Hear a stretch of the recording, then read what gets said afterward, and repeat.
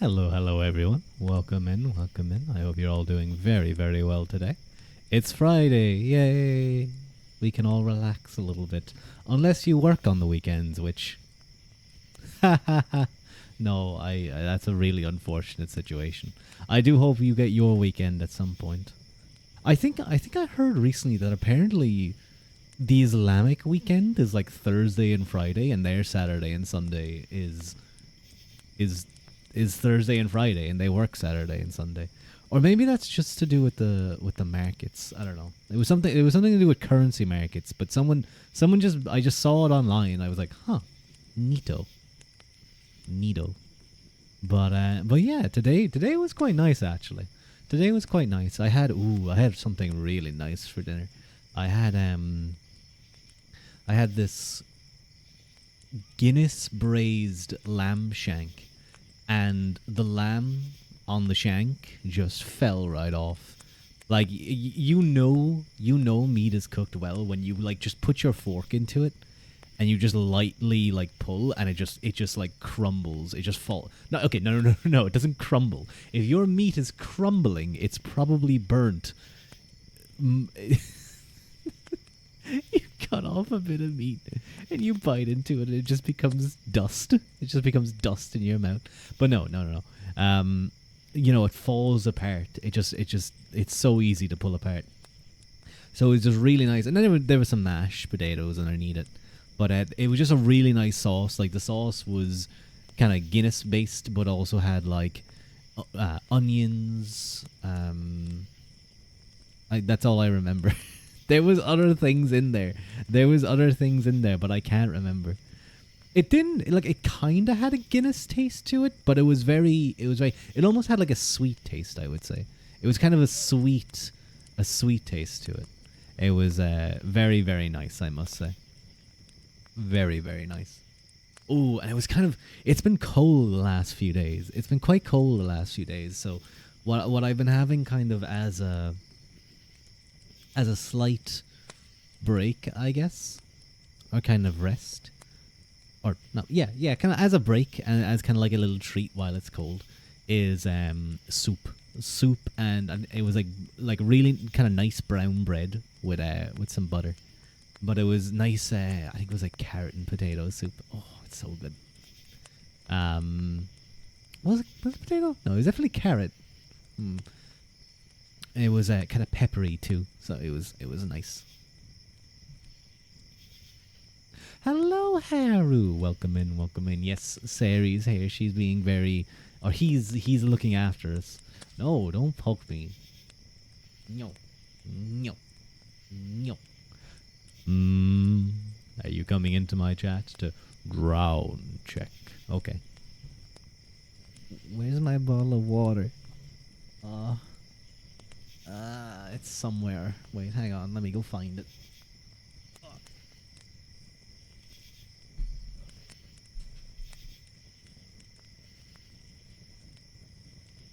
Okay, I'm gonna be honest. I made way more of a deal of that than I thought. I couldn't see it from where I was, but then I stood up and I could see it. I thought it would be like hidden under stuff or like filed away somewhere, like in a corner, and I was not looking forward to ruffling through things, but no, I did find it. It was literally just slightly higher I needed to go. How are you? How? Are you finished? Are you finished? Like, has your weekend begun yet, or are you still in the throes of Friday? Hmm.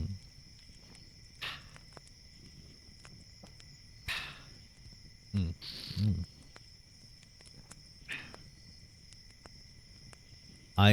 I don't know what that is. You're still in Friday. You're still in Friday. Well, like, see, the thing is that I consider the weekend starts the moment work finishes on a Friday. The moment I kind of have gotten my last bit of food in the forest, that I've hunted my last bit of deer, is a time that I can kind of sit back and be like, "Yep, weekend starts." You're in a wonderful mood for some reason. That's really sweet to hear. I'm really happy to hear that, Haru. I'm so happy that like you're just feeling well. See, sometimes I'm like that. Sometimes I just have a lot of energy and I just feel nice and happy. I remember, thank you, Haru, for the head pats. See, head pats also put me in a good mood because they're nice and soft and sweet.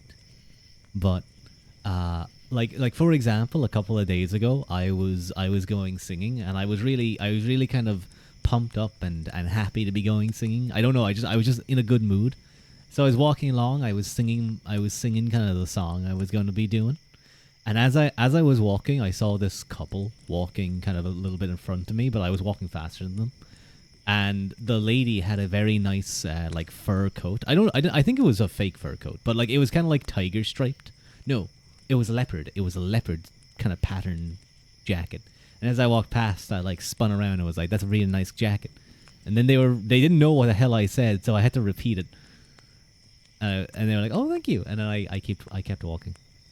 After being mental for a few days, your mood has finally brightened. Oh, Haru, I'm sorry that you weren't necessarily having the best of times. I hope maybe things were just really busy, so like you were just kind of like, I don't know if it was necessarily bad, like, mentally insane, but maybe it was just kind of like, you just so much to do. I kind of feel like that at times, especially when I start something new. When like there's a new thing to do, it just feels like, oh god, there's so much to do. But then you start breaking things down. You start kind of, subdividing it into tasks and stuff, and you start like project managing yourself. You're like, okay, that's a little bit easier. It's a little bit better. More just persistence than anything. You love fur coats. They're so fluffy. That's why I like big dogs. Usually they have big fluffy coats. But I'm kind of fan when I'm not in my usual Irish clothing. I kind of like bomber jackets, or yeah, bomber jackets, I suppose. I like the puffiness of them. I like the puffiness. Stressing out about stuff. They lifted the tariffs for now. You're in peace. Your boy is coming home with no extra fees. I'm glad to hear. Haru. I'm glad to hear that there will be no tariffs that you will have to deal with. At least for now. That's the thing. I'm not gonna get really political, but the way I see Trump and his tariffs is, I feel like he's mainly using them as a bargaining tool to get positive deals from the various countries around him. If he can like cause a murmur and a bunch of fear that he's gonna like tariff the shit out of a country, even if it tries to stand up to him, like with Canada and Mexico, if they go, wait, no, hang on, why don't we just spend like an extra 100,000 or something and send it over to send like people over to the border or something to look out for it. And thank you very much for the follow, Aim Tech.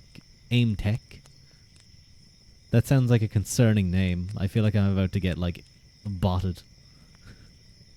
Oh, account created 42 minutes ago. That's fantastic. Uh-oh. That may not be good. That might be bad. Yes, I think so. Oh, wait, hang on. No, I have to ban. Okay. You can't just be creating it like that. Could be like someone who's been imagine that was like a lurker all this time, and then I just banned them. We're good now. Probably not. I'm probably about to get hit by something. But you know, it's the start of the stream. It's fine. The same thing happened actually. A bot raid happened to one of my friends, Void. He got hit with a couple of hundred. Although his was different to mine. His was like every 2 minutes he was getting 100. Exactly 100 followers. I think he got like 600 or 700. They did go into his Discord at one point, which is interesting. Bot raids are no fun. Yeah, they aren't. But they're not too bad to deal with. Now that I know how to deal with them, and I have that tool, it's kind of handy to have, I must say. But he was kind of freaking out. But I sent him the stuff that D sent me when it happened to me, and I think it was sorted. I like whenever I send people that tool though, I'm going to stress, please make sure you filter it properly. Because the last thing I need is for them to unfollow, is to have every single person who's ever followed their account unfollow. That's the last thing I want to happen. Imagine someone has like 5K followers and I send them like, oh, use this thing to like remove the bot followers, and then they use it and it's like 0 followers. They start from the beginning. I would be like, oh my god, I'm so sorry. And then I get called out on Twitter. I got called out on Twitter and they lambast me and call me a saboteur. And they're mean to me. And they send all their followers at me. But before then, you know what I would do? I'd send them another tool that removes their Twitter followers. So they wouldn't even be able to see what's happening. Haha. I would protect myself that way. Because if they're silly enough to do it again, then I can catch them twice. Cancel Ruadh. Yeah, that's how I get cancelled. I get bullied for just trying to help someone. But it is definitely quite lame, I must say. It is quite lame. Oh, by the way, do you guys remember that Aphrodite guy? Do you guys remember that Aphrodite guy that I raided in to a while back? So for those of you who don't know, that guy's like a part of Myth. I think I was explaining there. Yes, muscle man. Yes, extremely muscle man. Barra. He is definitely on the Barra side. Although less hairy than some Barras. Well, who knows? Like, obviously there's the certain suggestion, but at the same time, like, where his leather straps are, I imagine he moves the leather straps and there's just a ring of hair around the nipples. Oh, that's disgusting. Ew. Ew. Ew. Brother, no. Ew. I'm just picturing that right now. It's actually like, ugh. It's ugh. But anyway. He's a part of Myth, which are like kind of like a decently sized corpo. I guess they're doing pretty well. Ooh, I'm sorry for giving you that image, Haru. That would look like a disease. It would. It would. I feel like they'd look like 2 eyes. You know, like those, like with a really big, strong chest and those, like, big, pokey nipples. It would be like 2 eyes staring at you, surrounded by. The hair is an iris. The hair is an iris. Like, whatever color hair, body hair they have is like their eye color. Okay, if you have like blue or green, I think you might need to go see a doctor in that situation.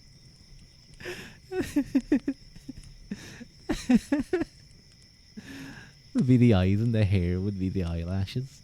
Have I mentioned before that I've only had it happen twice, but I've had people tell me that I have not really long, but like longish eyelashes. I had one woman wanted to put eyeliner. No, was it eyeliner? What's the thing you put on eyes? Eyelashes? Mascara? Is that it? You put mascara on them? Eyeliner is like the thing I have here, like under my eyes, isn't it? That's not eyeliner. That's just sand. That's just like dark eyes. Hello, Tasty. It's nice to see you. Welcome in. You're jealous of men of their long ass lashes. Aren't you one of the privileged men with the beautiful lashes? Hang on. Let me. Where's a mirror? Wait a minute. Hang on. I'll cast some magic. You didn't just hear a phone. I'll cast some magic to create a mirror in the snow, and like zoom in on my eye. Hang on. I have to like blink. They're not like super long, I would say. I think I don't know. Sometimes they look long, I guess. You pluck them out and make falsies out of them. No, you stay away from my eyelashes. You stay away from my eyelashes, Haru. Don't you come near me. You freak. Ugh. Oh man, how much would that hurt? Oh my god. I'm just getting your eyelashes plucked out. Like nose plucking hurts. You know, it gets that like type pain. Or like if you have like a toe hair, you pluck that. That's sore too. But eyelash, you know what I'm imagining? I'm imagining like if you pluck it, if you plucked an eyelash hair, like your eyelash is gonna get pulled out and then it's gonna like slop back onto your eye. It's gonna be like a on your eye. Ugh. Oh, you know those people who can turn their eyelids inside out? Have you guys ever seen that?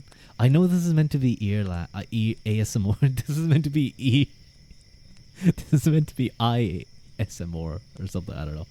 There's some funny joke there, I'm sure. ASMR. You've done that, Haru? No, I could never. It looks weird. Ooh, I don't want to. I feel like I'd be worried that they get stuck like that. You rarely plucked out a couple that were growing completely and poking your eyeball. Oh, eyelashes falling into your eye are the worst. They're so annoying. It was low-key scary because you thought it wouldn't flip back. Yeah, I'd be like, how do I fix this? How do I fix this? I can do the Undertaker thing. You guys can't see, but I can do the Undertaker thing. It's kind of, where I roll my eyes back into the back of my head. And so, like, you just have the white of the eyes. Wait, what does my model do? Okay, I'm doing it now. What does my model, like, do? Is he just looking straight out at us? Like, at you guys? Or is he looking up? I think that's exactly why you never tried. Literally nothing. Good job, Ruadh. No, I kind of do I do have Y-axis eyes, I'm pretty sure. I can look down and up a little bit. Hello, Mel. Hello. I need your opinion on something. Sure. I was giving my opinion to my friend Cat Size Moth Has Pet.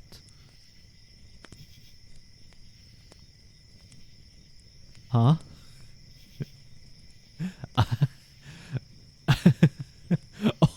Oh, as a pet.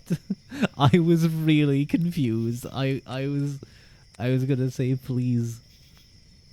Okay, cat-sized moth as a pet.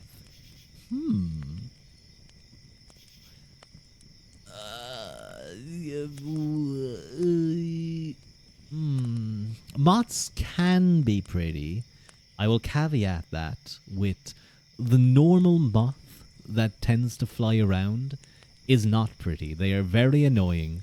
They fly into my face while I'm lying in bed because they're like, rah, like they just like the light of my phone. They eat my clothes. I actually have never had a fluffy, cute one. There are very cute, fluffy. Close your window. No, I like it being cold. How do you think my like my body temperature, or not my body temperature, my like immune system is so good? Hello, Alpha Rius YouTube. You are here to challenge VTubers into 1v1 in chess. Here's the thing. I think I've played chess probably about 4 times in my life. And 2 of those, I wasn't really doing anything. I was kind of just like sitting to the side while another friend played. And then I was like, I want to move the queen. Let me move it. And he was like, okay. And then I moved it. And then I got captured. Yeah. You don't like the unpredictability of insects? Like you attack your face? Yeah. The insects can just kind of like freak out. I like, I feel like a cat-sized moth would just suddenly be like, I'm on your head now and fly at you. He would just attack you. And then you'd have like, oh god, imagine like, I know, no. God, imagine how much noise that thing would make. Just fluffing everywhere. 33 people said in a row they don't know how to play chess, which says a lot. Like, I know how to play chess, but the thing is... Thank you, 20 Sunshine 05 for the follow. But, YouTube tutorial ASMR. Maybe. Like, I know how to play it in terms of, like, I know how the things move, but I wouldn't have I wouldn't have the foggiest clue about actual tactics.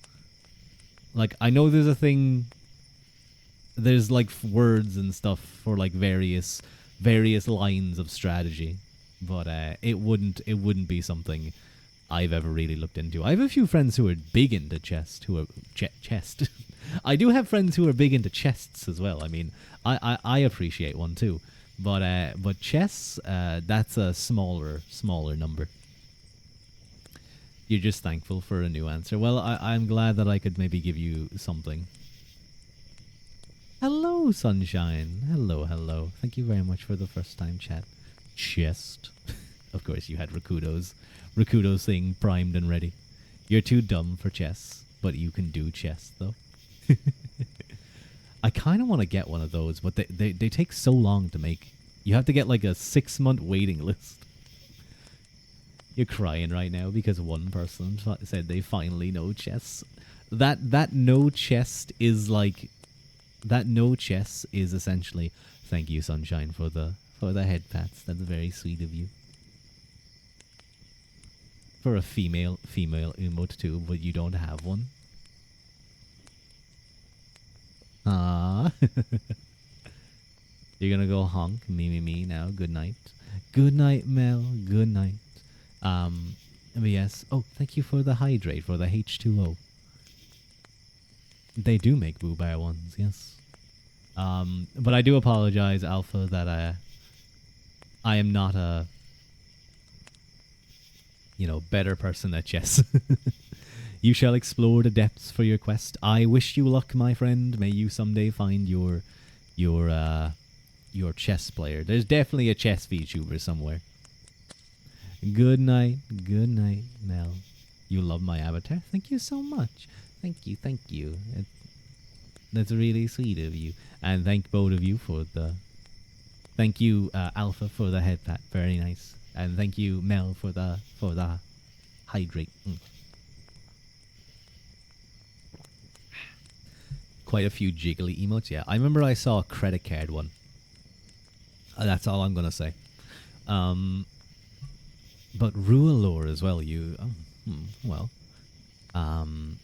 My name is Rua Uaquilta. I'm a half-human, half-Tuatha. Huh, that should have... Oh, no, hang on. It's a command.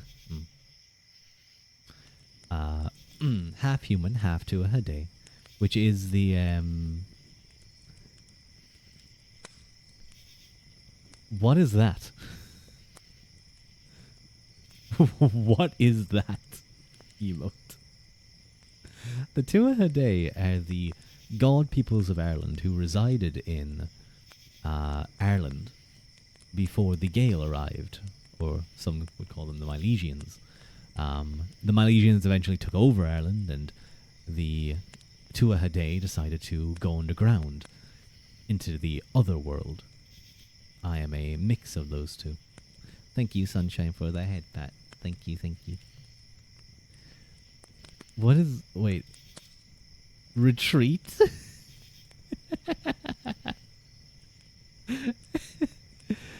Into a place where there's protection. Well, hopefully protection. You don't want to have a baby.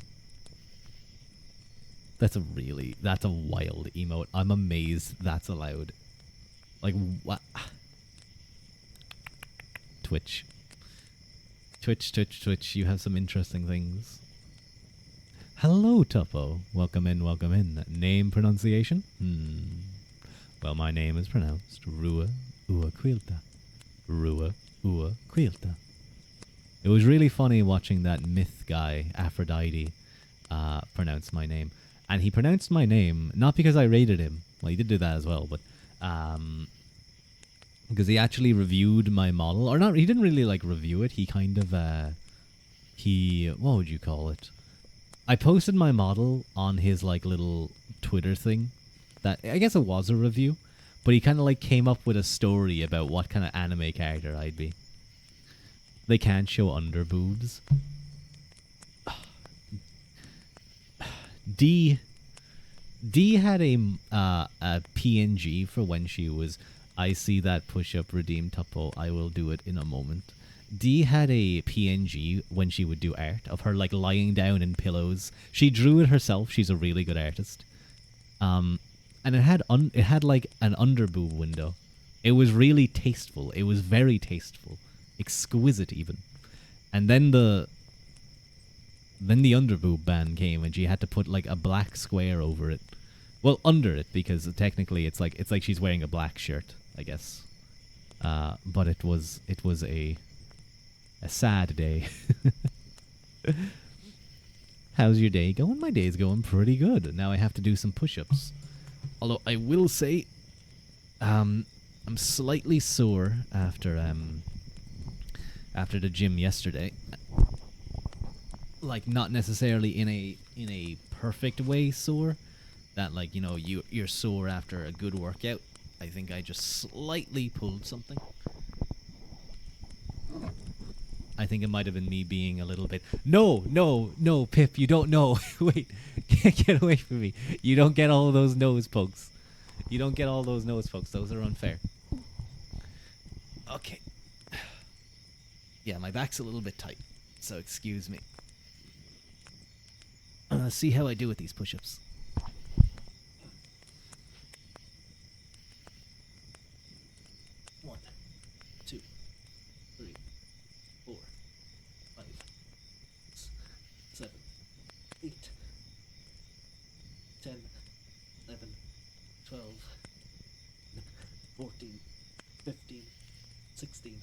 Seventeen, 18, 19, 20, 21, 22, 23, 24, 25, 26, 27, 8, 29, 30.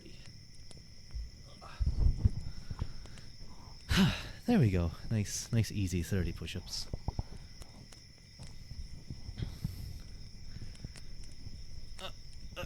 Hang on. There we go. Okay.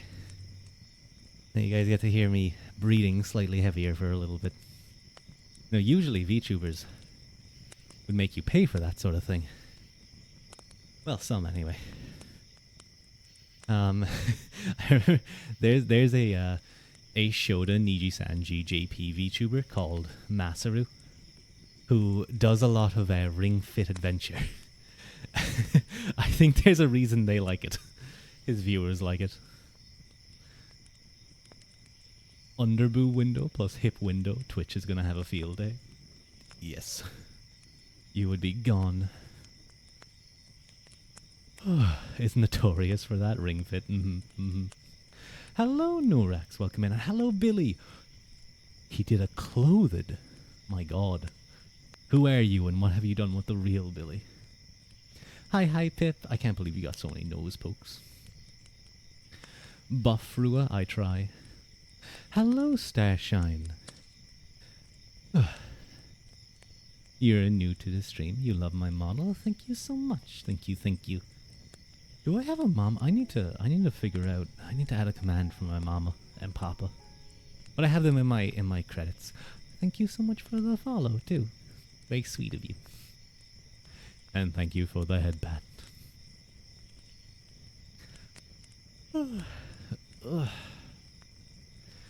You am like Fox. You got the perfect timing. You are like Fox. But yeah. You did time that very well. I got up, I was getting ready to do some push-ups. If you would have timed it just slightly earlier, you would have gotten all nose pokes. They would have been all nose pokes. Or slightly later.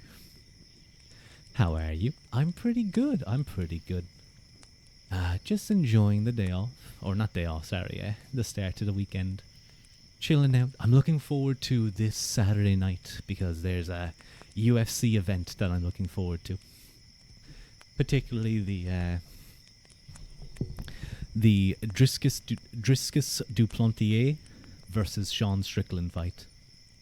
You're getting sick, so you're not really good. Oh, Starshine, I'm sorry to hear that. I hope you feel better soon. Drink some water and chill out. Normally you pop in secret, but sometimes you didn't.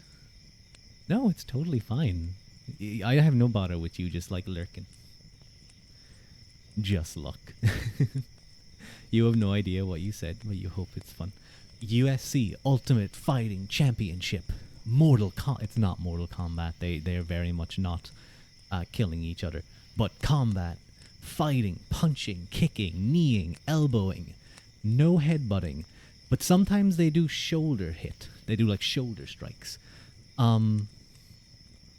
Wrestling, ground wrestling, throwing, ground and pound, all types of fun things. But Driscus and Sean Strickland is a really fun fight.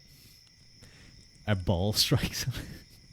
You're not allowed to hit someone in the balls, and I don't think anyone has tried it yet. But I feel like trying to hit someone with your balls is also probably illegal, and also possibly more damaging to you than what you would do to them.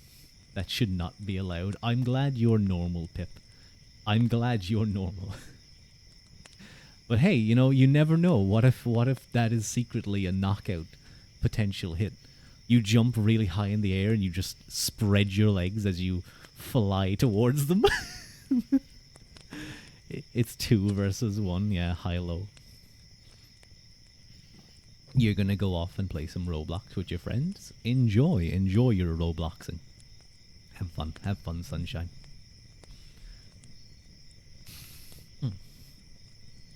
That was a game that I never played much, but I do remember playing, or not playing, but I do remember watching Daya play a couple of games of that. He was playing like Survivor. He was playing Survivor.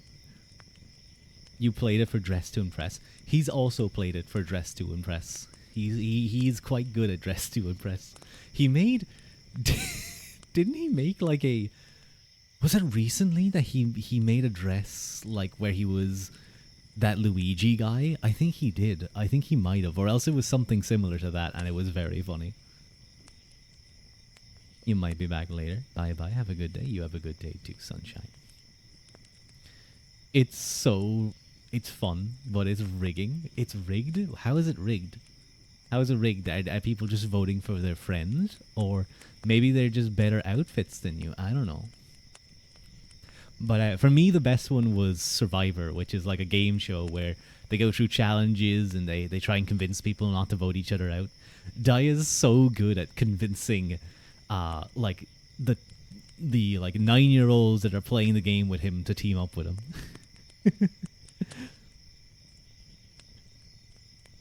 You crashed out when first rank is literally naked with no dress. Ah, I see. It's that type of game. Well, I know it's not that type of game, but that's what's popular in the game.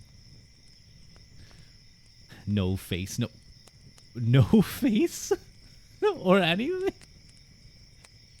Okay, that's kind of funny. That's kind of funny. You could get into a game and sit there and do nothing. You just have it on in the background. It's the bear model. I thought that they'd give them like I don't know, like a bunch of makeup and like big red lips to kind of press T pose, or just T pose to assert dominance. Yeah, exactly. Just assert dominance on your opponents by T posing. Solving, I can imagine you were solving Haru when your carefully constructed dress to exactly hit every point of the theme was defeated by an AFKer. It's like those videos where it's like Luigi does nothing and wins. Where just through the chaos of whatever's happening, you crashed, your friend was almost deafened. Oh no, oh no. I've definitely had that a few times. I probably caused it once or twice when I got really angry at a video game a few times online. But most of the time it was the other people I was playing with, I promise. But sometimes just bullshit happens, and Like a lot has to go wrong for me to get really angry at a video game. Like it has to be like cumulative over like a day. Things have to just be going wrong a lot, and then eventually I'll just snap. PvP games. Oh, I played a lot of TF2. I also played a lot of COD back in the day, like Black Ops 1 and 2. But well, no, Black Ops 1 mainly. Black Ops 1.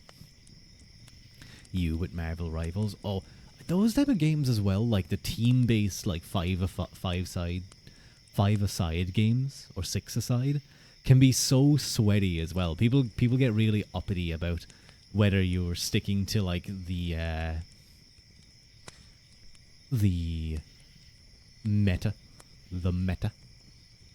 Learned all about slurs in COD Mobile a few years back. That's like old school COD servers era. Now they have like AI voice detection shit, but like those used to be trial by fire. If you could survive there, you could survive anywhere. I used to I you know what I used to do? When even though I know people couldn't mute me. Don't worry, I wasn't like throwing slurs around like a sailor, a racist sailor. This is even worse.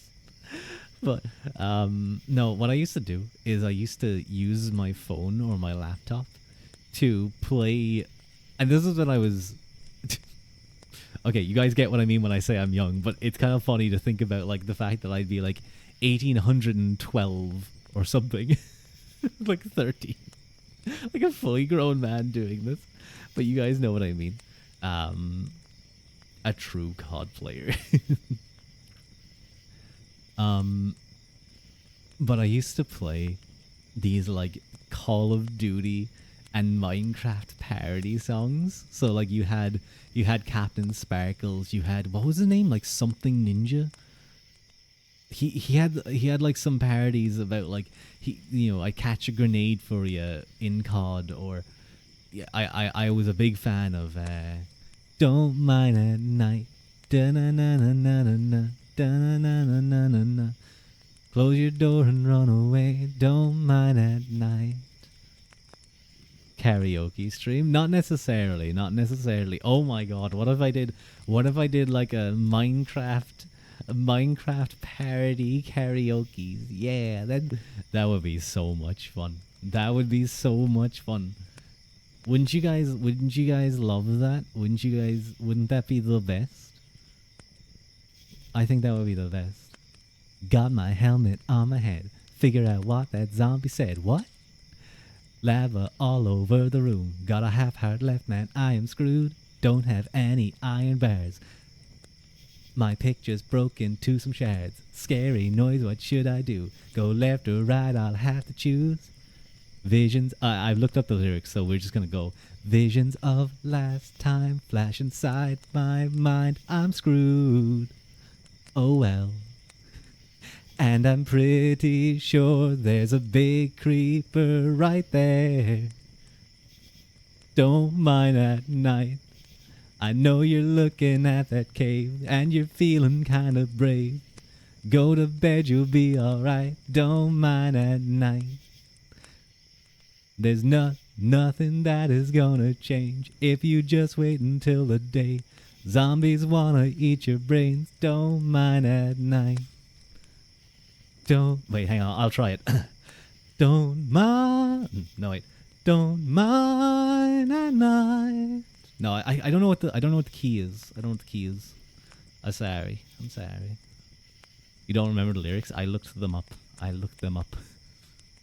What are you witnessing? My bad rendition of Don't Mind at Night.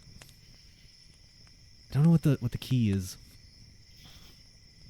Do you remember this? Or are you looking? No, I was looking at the lyrics. I remembered. I feel like I could have gotten a bit far into the first verse with got my helmet on my head. Figure out what that zombie said. Can you go really high pitched? Well, Pip, I can go up and become Mickey Mouse if you like. But when it comes to singing, I don't know about that one. I feel like I'm trying to do a really bad Morty impression. You know? Rick. Oh no, Rick! I got hit by your Mickey Mouse ray. Rick.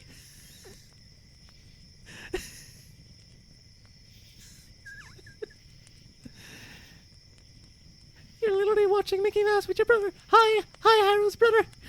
It's me, the guy who voices Mickey Mouse.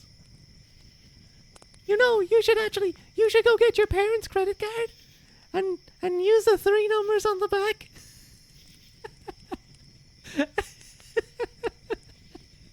You sound like the shrimp from Shark Tale. I don't even remember. No, come on, Haru. That's all I need is your parents' credit cards. Both of them. Irish Mickey Mouse was not on your bingo card. Wait. What are you talking about a bingo card, huh? You bastard. He's fairly happy. Let me see how that would be in singing. I guess the song that kind of forces me into a higher pitch would be like not never gonna give you up.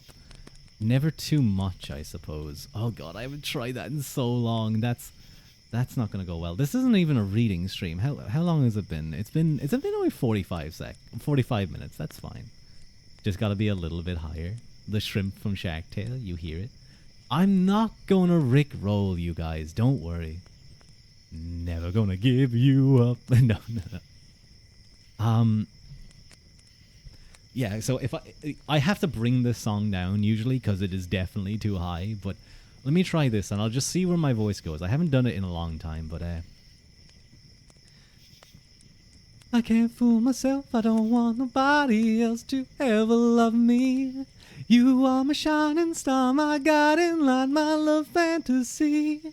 There's not a minute, hour, day or night that I don't love you. You're at the top of my list 'cause I'm always thinking of you. I still remember in the days when I was scared to touch you, how I spent my day dreaming, planning how to say I love you. You must have known that I had dream feelings deep enough to swim in. That's when you opened up your heart and you told me to come in. Oh my love, 1,000 kisses from you is never too much. And I just don't wanna stop. Oh my love, a million days in. Oh god, ugh. Okay, that went. Of high-pitched songs. Ugh. I feel like there's something there. I feel like if I could get the sound a little bit better, it could get there. You just got joshed? Joshed? What does joshed mean? What does joshed mean? Get double auto-modded. Get double auto-modded. Okay, I'll go drown.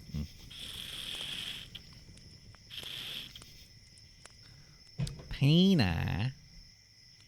Peter's actor. You forget his name. Here's the shrimp quote. It's true, and the other thing is my sister had a baby and I took it over after she passed. See, the thing is I couldn't just do this. I would I need to listen to it to be able to match it, because then it would sound even better. Because if I can hear the voice actor in my brain, I don't think I've probably seen Shark Tale once in my life.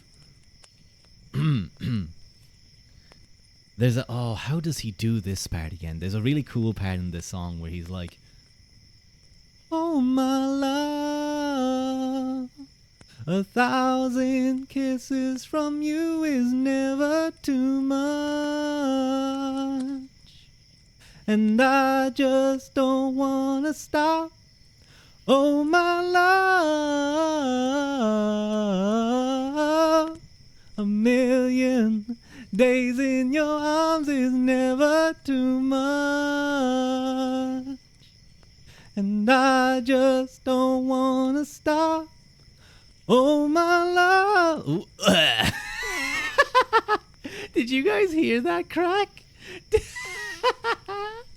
See, that's very much in. I think what it is, I dropped it down so that I wouldn't sing as high, so that I could try and do that thing that he does. But that point there is like the transition zone between head and voice, or head and voice. The transition point between like my chest voice and my head voice. I think it's usually around the A4 to F4 points for men.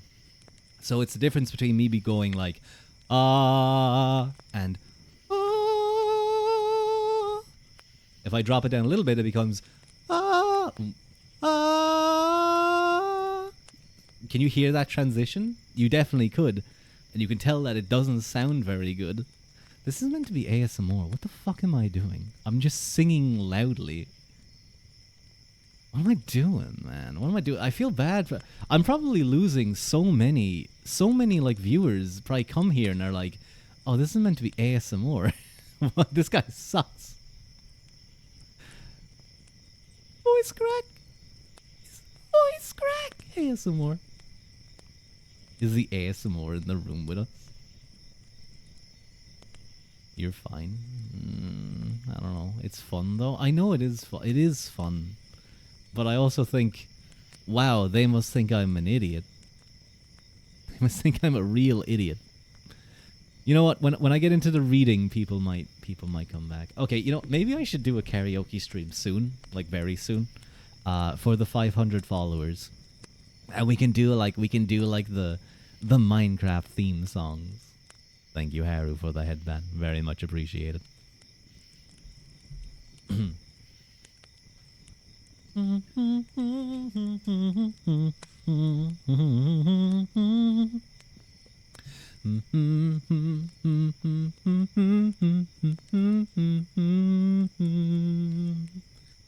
Oh man, Luther Vandross has one of the nicest voices.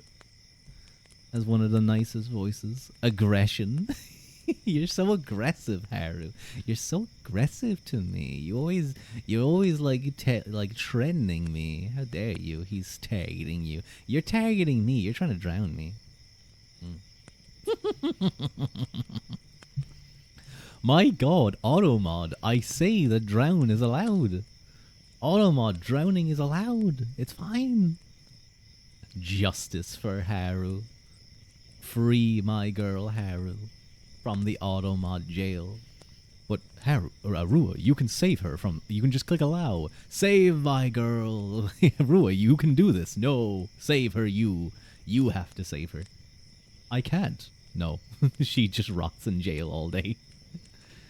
I'm too busy picketing. But yeah, I think doing an not an ASMR karaoke. A karaoke would be fun. You're gonna jump his ass. You definitely should. Sometimes you can still hear her voice. I can feel the pain of her throwing water bottles at my face. You're too busy cracking your voice. I could do like an Elvis song and do like, you know, the Elvis thing where he goes, wait, no. No, I don't. How does he do it? That, why am I? Why was that? Why was that a lawnmower? Did you guys hear that?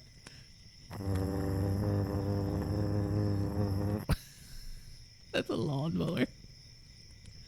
Why are you growling? I'm trying to do the purr thing, but my voice is too low and it comes out as a growl. Well, if I try to do a high-pitched purr, how the fuck do I pitch a purr? No. If I try and pitch up that purr, it just sounds like a motorbike revving. That's all it sounds like. I have to do it softly.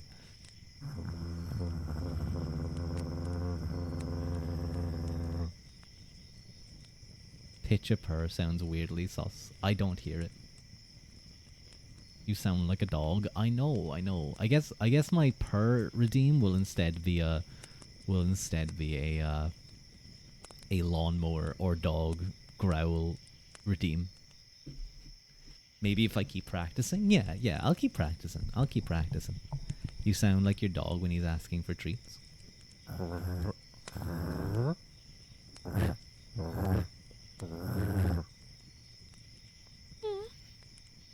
Treat. New trigger just dropped. Oh, no. You guys are the soy jack crying in bed, and I'm the boomer sitting on his lawnmower at 7 o'clock in the morning with a thing of Monster, a can of Monster. You guys might not know what meme I'm talking about, but I do, and I like that image. I can also do. You think it should be a dog redeem? Is that what it's like? I guess it is like a dog growling, isn't it? It's like.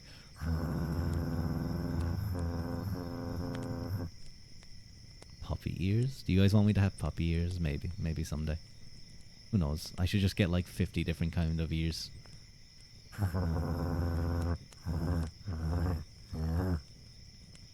I wonder if I could get it to be like, it sounds like a. Like, I feel like I could make it sound like a big cat that's purring. Because, like, leopards and, like, cheetahs purr. Sometimes I put on ASMR of cheetahs purring, and I'm, like, comfy. Elf ears would look amazing with your model. I guess I could possibly have on the knife ears. The knife ears of the elves. It would suit. Hello, Fox. No. You missed it earlier. You missed it earlier, Fox. Pip got multiple direct hits upon my nose because she timed it so well. But welcome in, Fox. It's nice to see you. Thank you for joining. No ads. No. Those aren't happening. Thank you very much. You missed me singing. You got him when I exercised. Yeah, when I had to go do some push-ups. I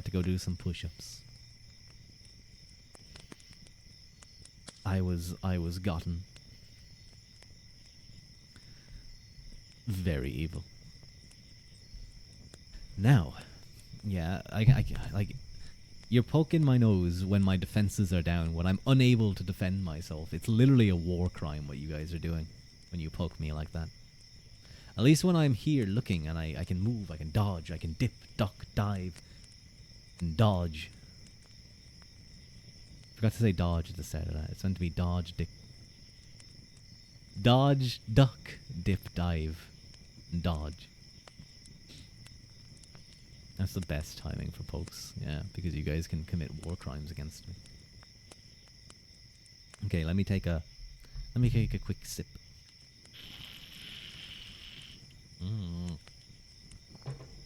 This bottle of water just will not, like, properly close over when I'm taking a sip. So there's always air escaping from somewhere. You right hear, like, the bubbles. Take a long drown. I'll take the longest drown, Haru. You won't even see me come back up.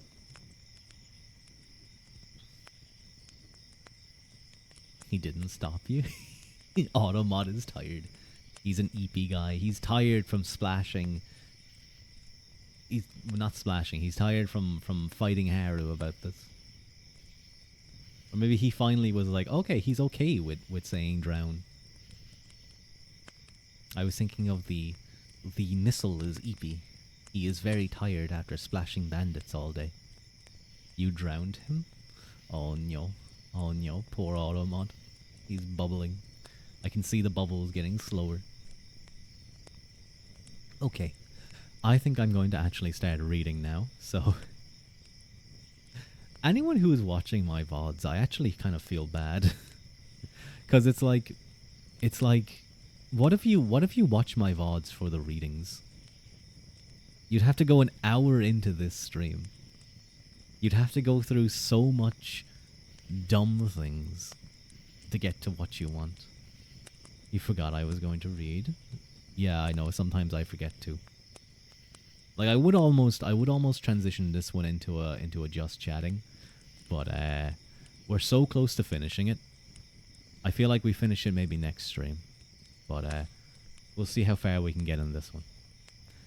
You should do a stream for reading and a stream for chatting. I should. I should. Although, you know what? Haru Mizuki does like a just chatting stream. Not just chatting, but he does a just chatting portion at the start of his streams for about an hour every time. And that works really well for him. I feel like it doesn't really work well for when I'm when I'm tagged as ASMR, but you know, it's okay. But I probably should do more just chatting streams where I just chill out with you guys and ramble.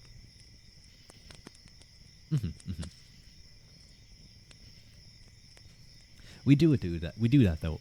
We do it that way.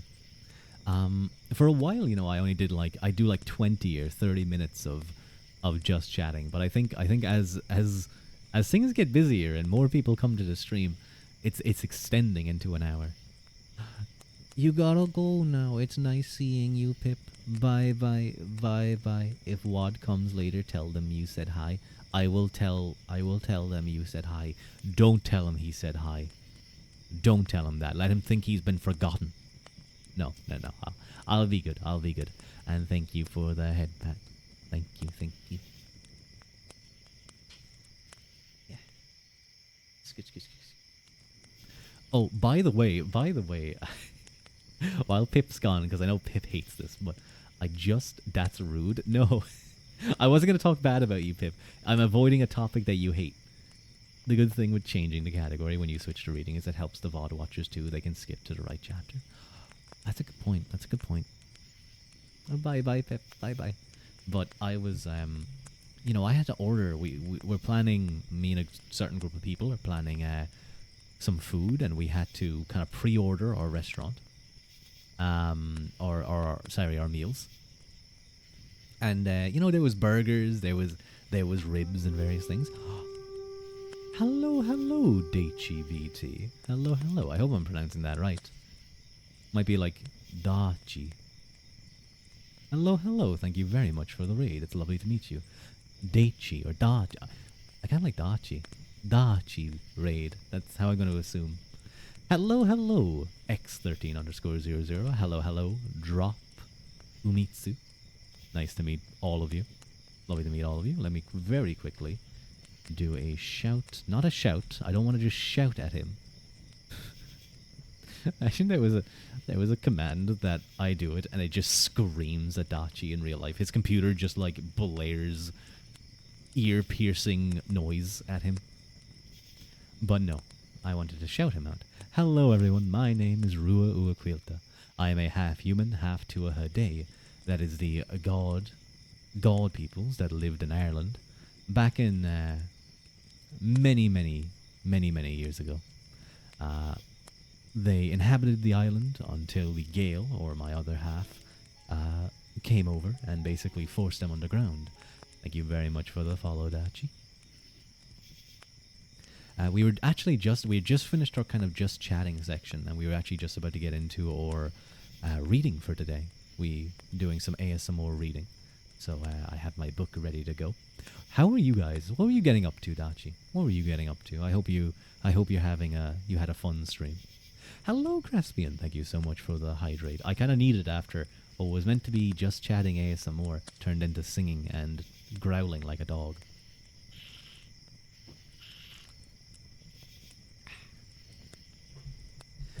But no, I hope you guys had the stream was very fun. That's good to hear. I'm glad to hear it. Is that your model? Wait, or is that no? Oh no, that's some random woman, some random vampire. How's stream going? Stream's going pretty well. We're coming to the end of our book that we've been reading. It's been slow going because, well, the viewers like to distract me. I do hope if you need to raid and run, that's totally fine. If not, I hope you enjoy the reading. Do make sure you get some water or a cup of tea or something for post-stream care. Nice to meet you, and thank you again very much for the raid. I'll look after your viewers. But I suppose we shall get into our reading. So we're returning to the last couple of pages. I checked, and there's about 16 pages left of this chapter. There is an epilogue, but it sort of gets too political, and I don't feel good about that. I can't remember how much this one goes, so gets political near the very end, but I think that's okay. You'll enjoy the reading. It sounds great. So when we last left off, we kind of just finished a bit of a deep dive into the debate between Hobbes and Descartes, which really was almost not a rehash, but a recontextualization with different arguments and different perspectives and different aims as the Luther versus oh my god, I've blanked on their name. Relic. You love my design. Thank you so much. Thank you. That's very kind of you. My mama is very good at drawing handsome men, and I it's a shame I only got man part of that. But no, and then my rigger Marsberg was, or Marburg, not Marsberg. He's not a Mars bear.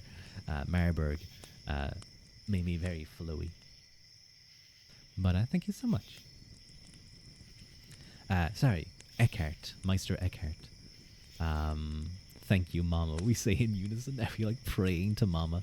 Thank you, Mama Inca, for blessing me with this hair, for blessing me with these hands, for blessing me with these eyes.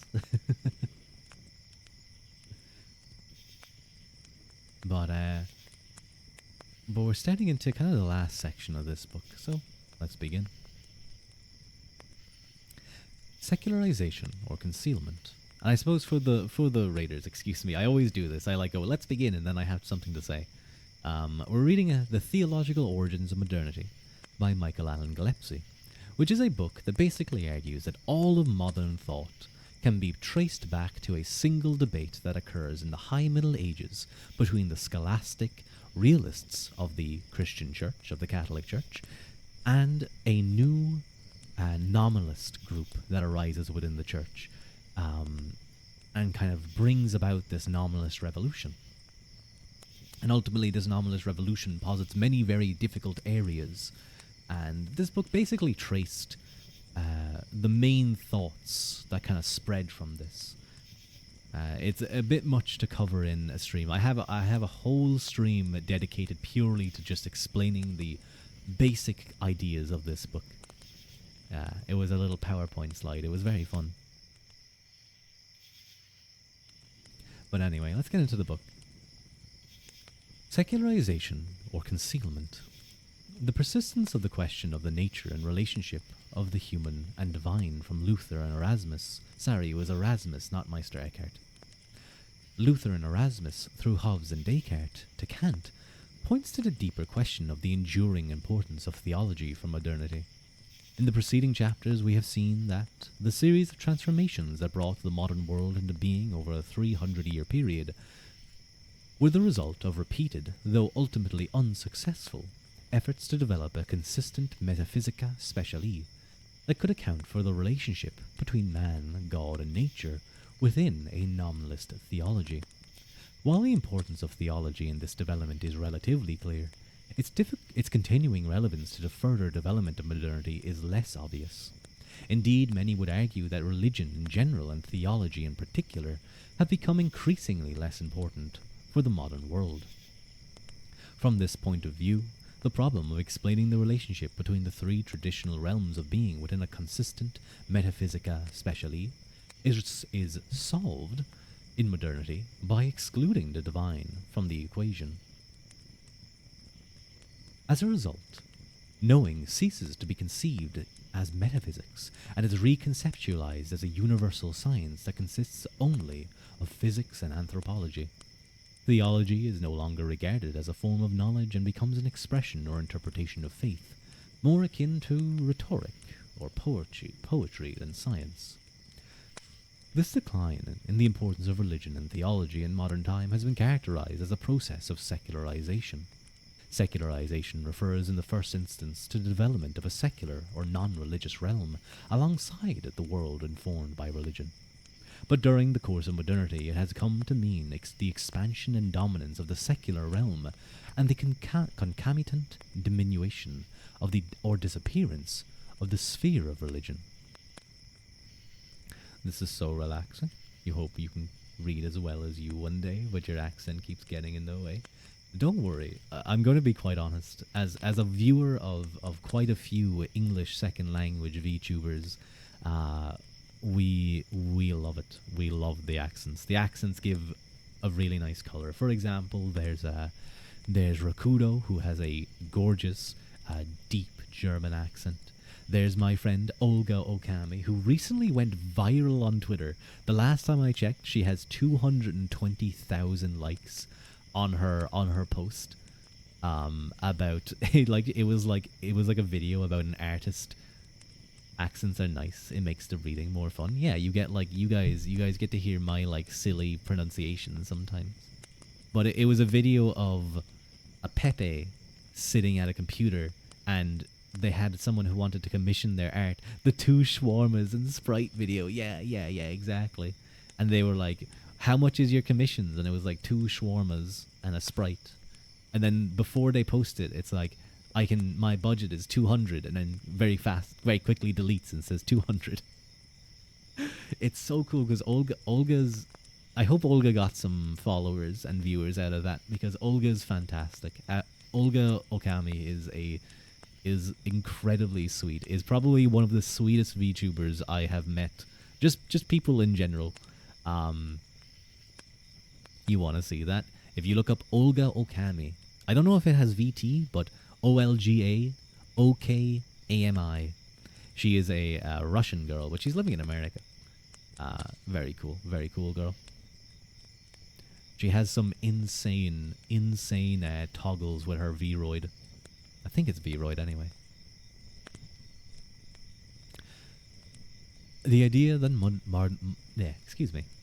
The idea that modernization produces secularization was a product of the later 19th and earlier 20th century thinking, such as Marx, Freud, Deleuze, Weber, Durkheim, and Trolle.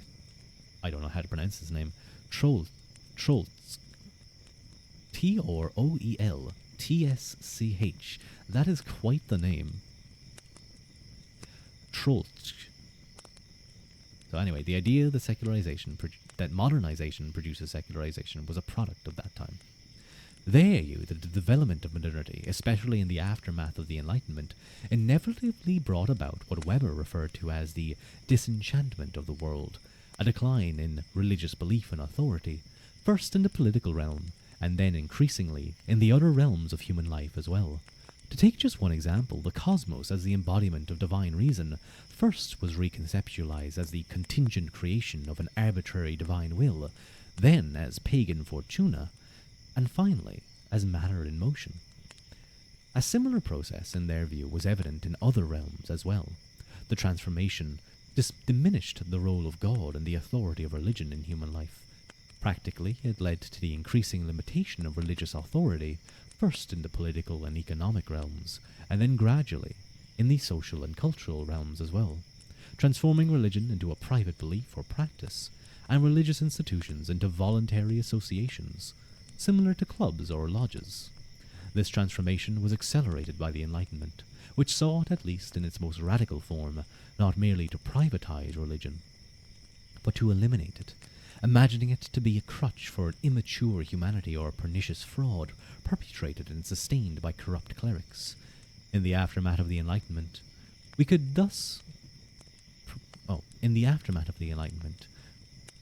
Weber could thus proclaim that secularization ended with the replacement of both traditional authority of the Catholic Church and the state institutions it underpinned.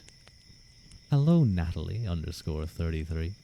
Irish ASMR. MG. Oh my god. Oh my god. Oh my god. Welcome in. Yes. Irish ASMR. Many people think that it's a nice accent, I suppose. I hope so, anyway. It's lovely to meet you. You're half Irish yourself. That's really cool. Really cool.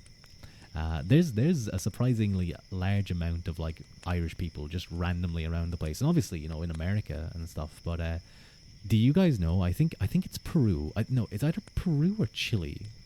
Some Latin American country anyway. Their very first president was Irish descendant. And then, like, you can find randomly Irish named people, like generals, all over the place. In like the like Napoleonic wars, you have multiple generals and commanders of Napoleon's armies. The German armies, the Russians have a few Irish generals. A big part of that was because the much of the Irish nobility fled from Ireland after their defeat at the Battle of Kinsale by Oliver Cromwell, which was quite unfortunate. No, wait, was that Oliver Cromwell or was that Bagswell? I think. Your second name is Bridget. Pretty Irish. You live up and grew up in Amsterdam. Ah, very cool, very cool. So you're a little bit away, but yeah, Bridget is a lovely name. Actually, funnily enough, only last week was or this weekend was Saint Bridget's Day. So one of the other patron saints of Ireland, alongside Columcille and Saint Patrick. Thank you very much for the follow, Hallam1. Thank you. Yes, Patrick. I forgot the main one for a second. I had to think. But yeah, I hope that day was nice for you. Where were we?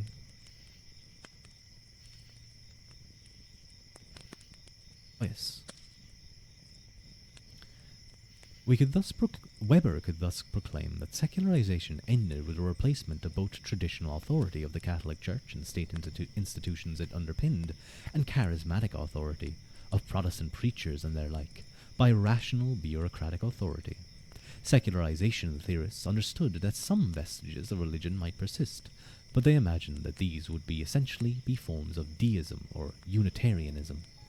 Thank you very much for the follow. As we have seen, there is evidence in the thought of Descartes and Hobbes of an attempt to delimit the sphere of divine will and religious authority. But was this an attempt, an example of secularization? There are good reasons to think it was not.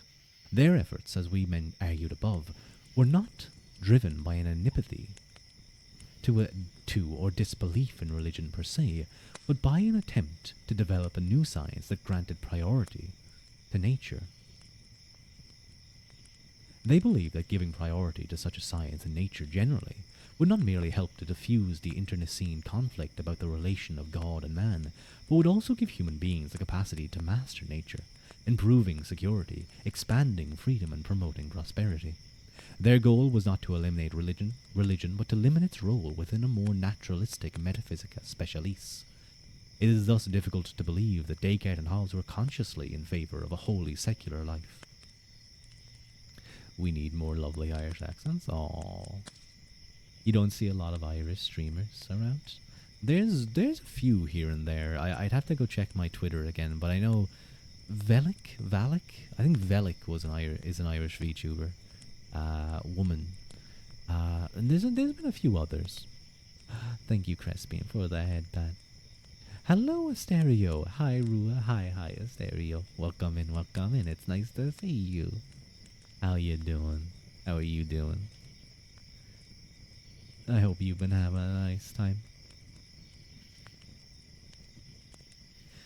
Hobbes, as we have seen in the last chapter, was convinced that religion would always be necessary because human morality inevitably provoked questions about the afterlife that in one way or another had to be answered.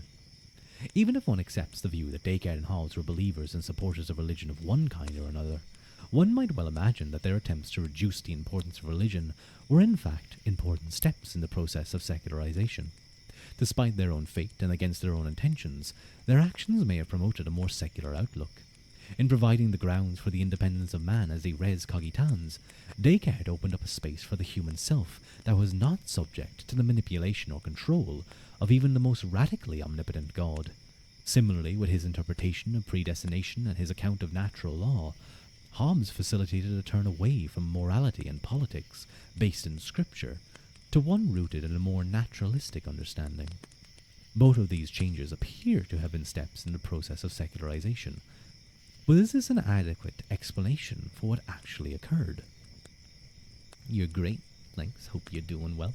I'm doing pretty well. We had a nice fun kind of hour of of just chatting where I sang a little bit and was quite loud, and I realized, oh, I'm still in the ASMR category, and I feel like I hope no one was listening in too much, like for the ASMR feel.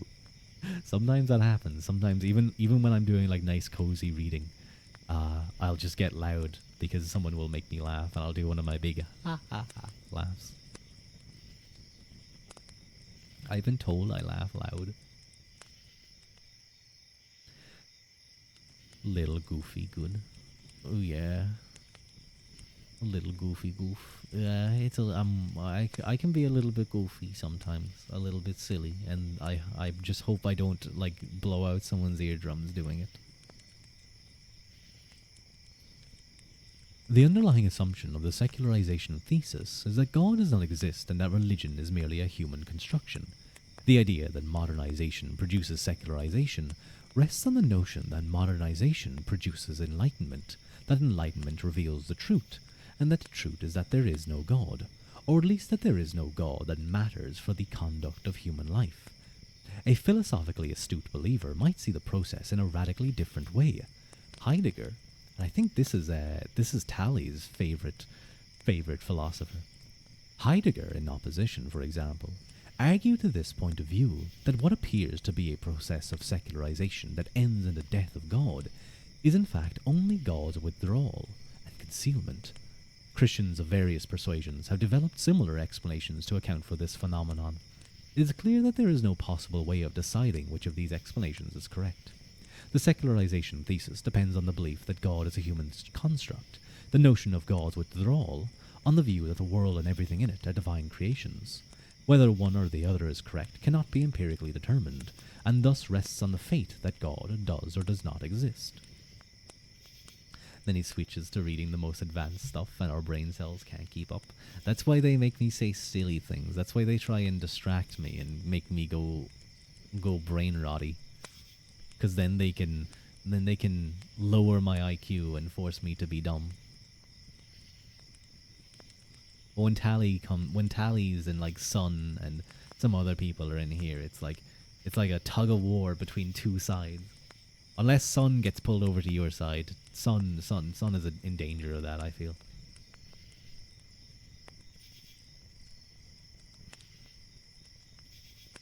Rather than enter into a fruitless debate, I want to explore a different possibility. The argument presented in the first half of this chapter suggests that the apparent rejection or disappearance of religion and theology in fact conceals the continuing relevance of theological issues and commitments for the modern age. Viewed from this perspective, the process of secularization or disenchantment that has come to be seen as identical with modernity was in fact something different than it seemed. Not the crushing victory of reason over infamy, to use Voltaire's famous term, not the long drawn-out death of God that Nietzsche proclaimed, and not the ever more distant withdrawal of the Deus absconditus Heidegger points to. No, Tasty, I'm trying to read. Don't poke me. Have you ever tried to read a book while someone's poking your cheek? It's very difficult.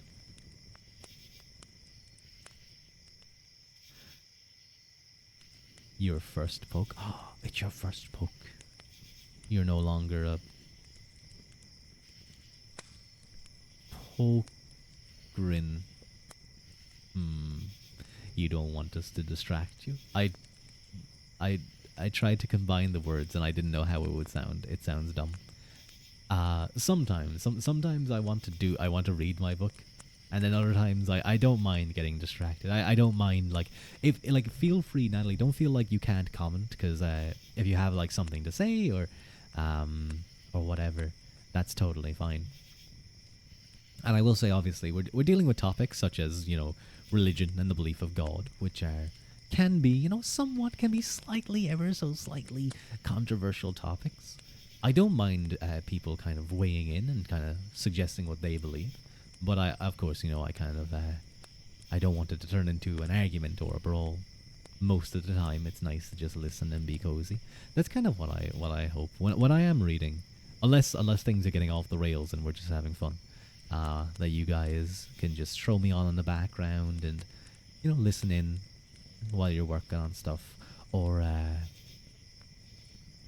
Or, you know, maybe you're really into it, interested in it, and you're like listening intently, and you're like taking notes. Because there will be an exam on this. You guys know that. You know your interim exam for Ruadh is coming up. Ruanomics. There's going to be a Ruanomics exam.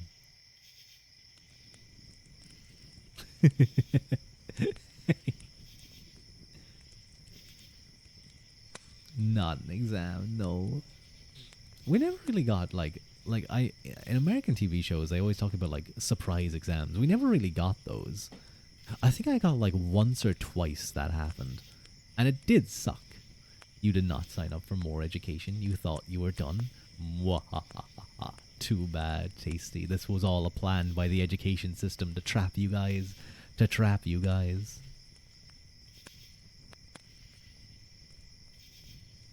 Evil Irish VTuber. Of course. Of course I'm evil. You thought that this creation was for good? Not at all. No, no, I might be evil, but that doesn't mean you can just poke me.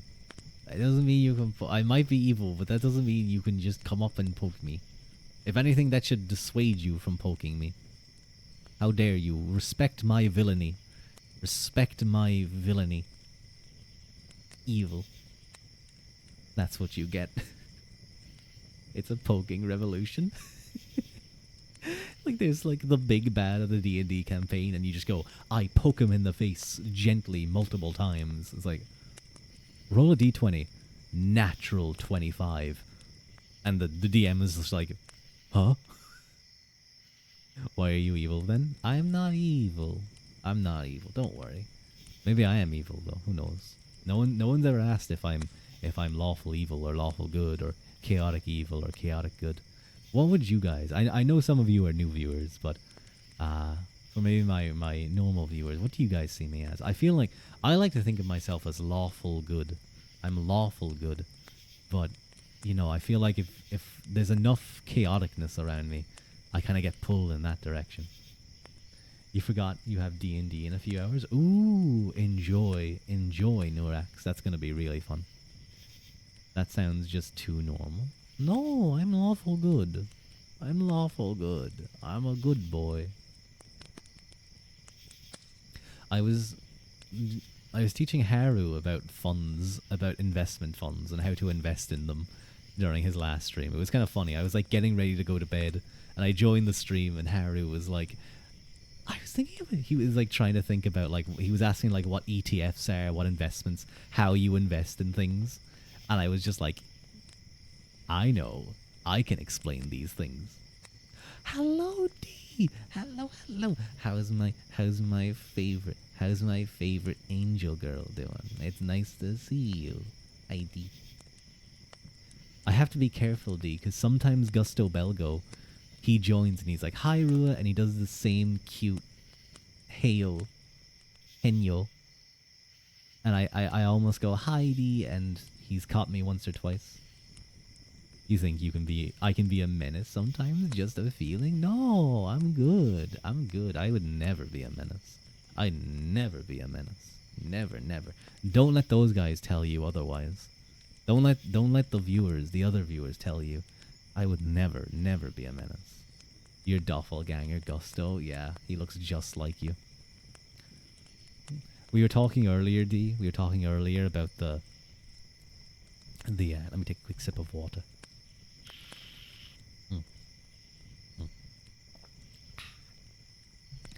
About the banning for Twitch streams of the hips and the underboob, and I mentioned that you had to change your PNG art, your lying down art, to cover the underboob, the window, which was a shame because it was very tasteful.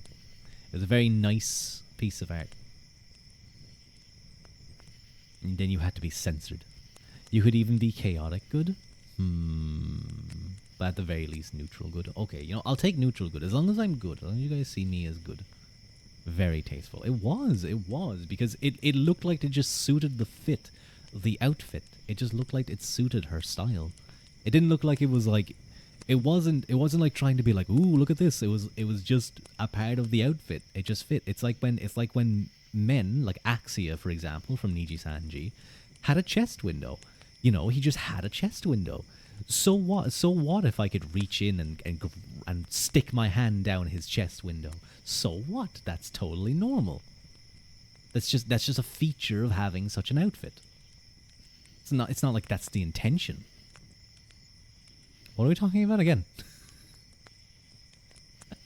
Forever mourning your underboob. It's a disaster. Sabotage is an outrage. No lawful for me. No, I'd ask permission. Not with that pop quiz heart attack you gave you. No, it's gonna be easy. It's gonna be multiple choice. So you Americans should be fine, because I know you guys do multiple choice stuff. That sounds more chaotic aligned, reaching into... No, if I get permission, then it's fine. It's not chaotic. As a redhead, of course, he's spicy. That got kind of spicy real quick. We flirt with things. Oh, Haru's back. Haru, hi. That's cute. I always find it cute when you guys do things like that. But yes. Let's get back to our reading. I love those type of emotes. They're just, I don't know, seeing a VTuber or like a little emote get squished. Oh, I know I posted them in my thing, but I have to like set them up now. I have to go and set up my new panels. I feel like multiple choice. We didn't really get many multiple choice stuff here in Ireland. And then in America, it's like all multiple choice. It's like, what? What do you mean it's all multiple choice? Your brother almost ate his toy, so he had to disappear for a minute. Haru, I hope you please protect you. You are a good sister. You are a good older sister. Thank you for protecting him. The panels are so cute. They're so good. They're so good. I can't wait to. Some of them would make really great emotes. I'm gonna have to figure out a way to do that. You're happy when you get multiple choice, not because your handwriting sucks. I know that feeling. You're a tired older sister. Oh no. Aru, we appreciate you raising the new generation. Please keep him away from like Skibbity Toilet and all of these things. Please keep him away from Mr. Beast. Please save his attention span. Please save his attention span. Don't allow him to watch shorts on YouTube with like 6 different things going on. The fit true or false quizzes that make you explain why you pick false. No, see, here, I've dealt with bad hand. I was called out once. By a teacher. She was like, back about 1800 years ago when I was learning to write. Not learning to write, sorry. It was a bit of a higher level than just learning to write. But she was like, Ruadh, I always know it's you because of your handwriting. And I knew what was coming. She was just like, yeah. It's very distinctive. But you know what she said? You know what she said afterwards? She was like, and she said it to like the class. She was like, there's some studies that suggest messy handwriting is a sign of intelligence. Wait, I can't. Sometimes the eye tracking does not get my blinks or my winks. It doesn't want to stay closed. Doctor's handwriting, yeah. I think what happens is they do their signatures so many times that over time the muscle memory like goes wider and wider, like it just does it faster and faster. First time listening to someone say Skibbity Toilet with such a nice voice. I have to bring some level of class when I'm pronouncing the Zoomers speak. The Zoomers speak. We hate Coco Melon. I don't think I've ever seen something like that, but please, Haru, just protect him from YouTube autoplay. You told you wrote like a boy because all the other girls had cute, tidy handwriting. You don't need cute and tidy handwriting. You don't need your notes to look like you spent 10 hours on one page making everything look neat and tidy and like ruled and lined and colored. You can just have it be like blocks of text.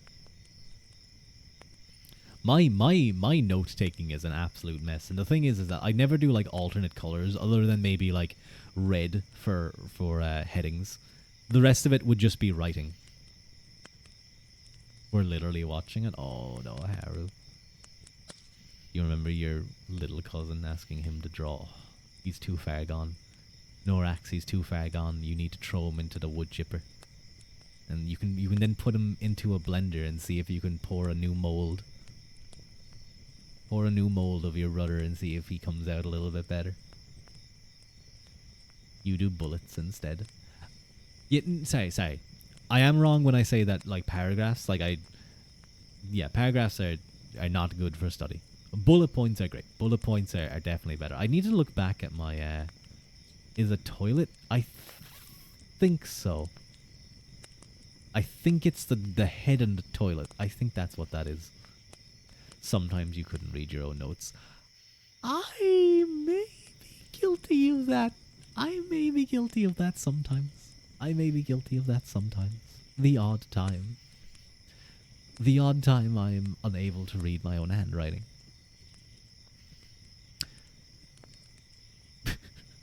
Yes. Yeah.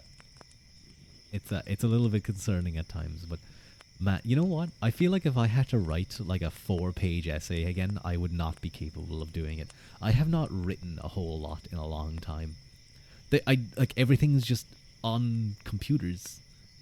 I do feel bad when I think of those people with really lovely. You know what is an ASMR thing that I kind of like? I don't watch it a whole lot, but I do appreciate it.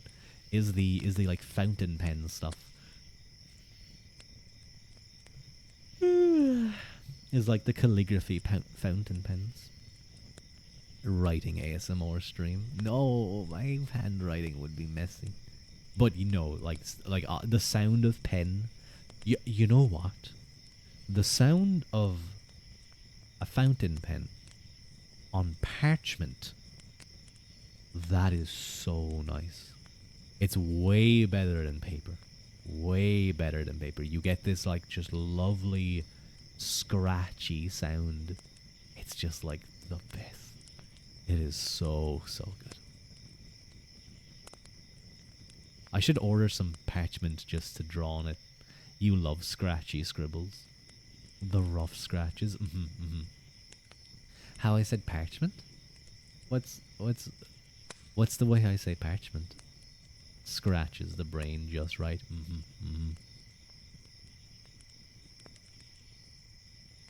Sometimes it does feel like they're scratching directly on your brain. Irish parchment. You remember an ASMR vid of drawing hieroglyphics on wax? Ooh, that's pretty good.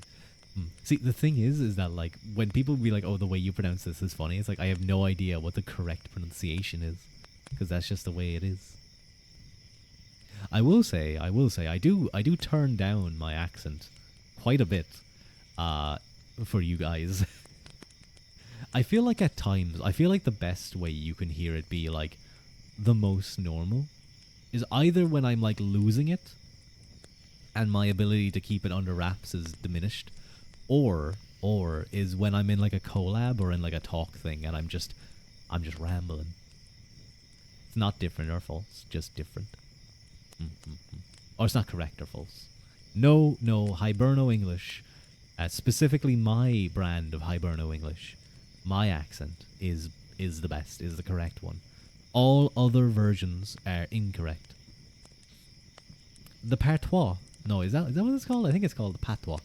The patois of Jamaica is pretty cool too. There's definitely influences from Irish there. You kind of want to hear the full Irish power. It's actually difficult to do. I can't just do it normally. It has to be. I have to be talking to someone who is also Irish, and then you guys would probably hear it much more. then it would start coming out because just by the virtue of being close. I'm not going to pretend like it's going to be like absolutely insanely like I'm going to suddenly start sounding like a stereotypical Jacksepticeye voice. Um, but like there's definitely a difference. There's definitely a difference.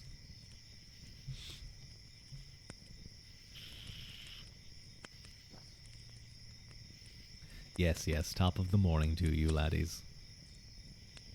But sometimes I have to call like Americans and various other nationalities across the world for stuff, and I have to really consciously talk like this effectively to make sure they understand me.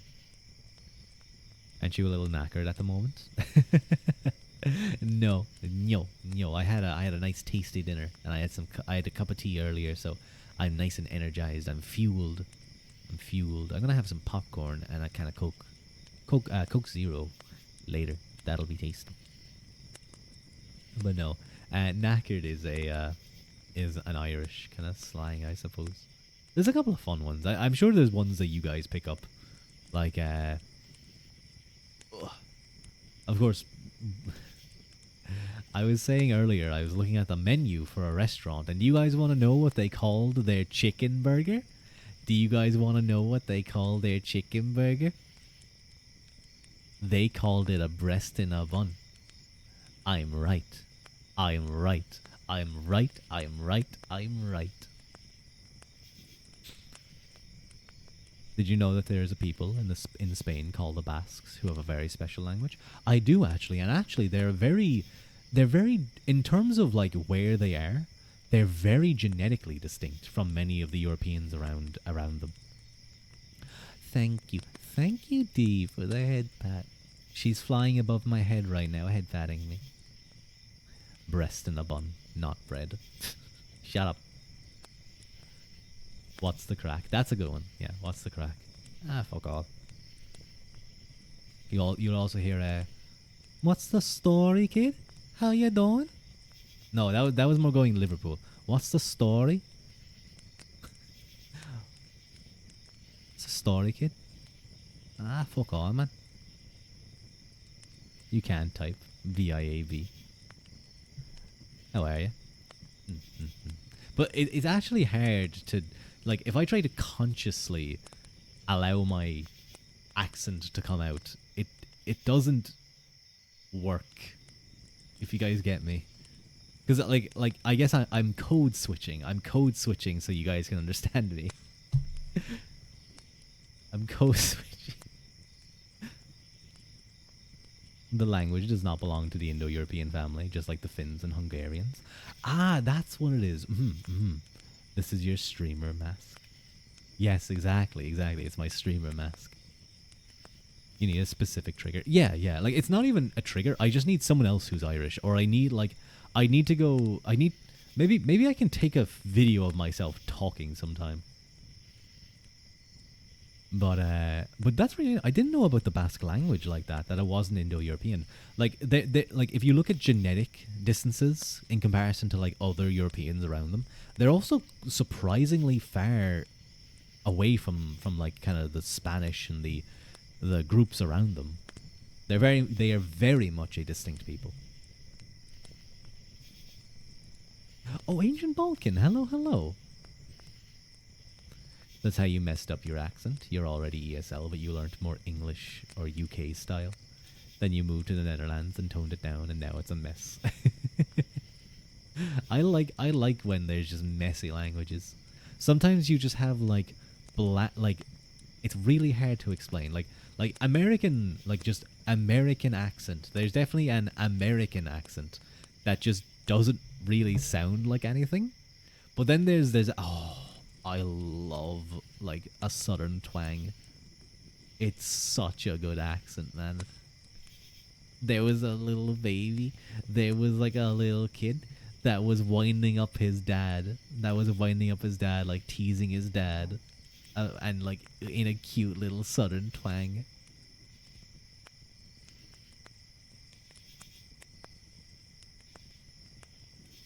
BB, cowboy accent. Yeah, It's such a good accent. Oh, you were vet. You were vet? Vet? That's not what I'm familiar with. And water today, you see, all stuffed. I am a bit stuffed up. Southern accents are so fun. They're so cool.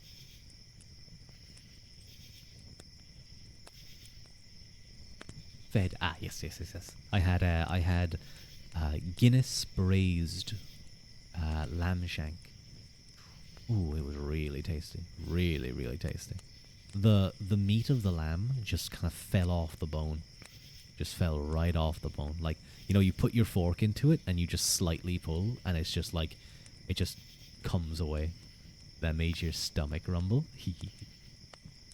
It was either that or a breast in a bun, but that one was kind of unique. So, but I think that sounds so good. It does. It was, I should say. But I think I'm going to get back to our reading now and get a little bit more done.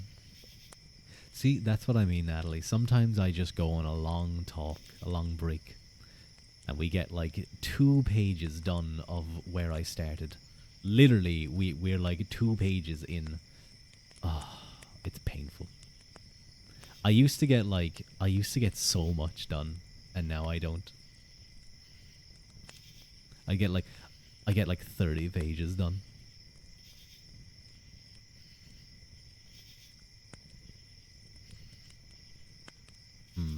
Where were we? We keep you busy.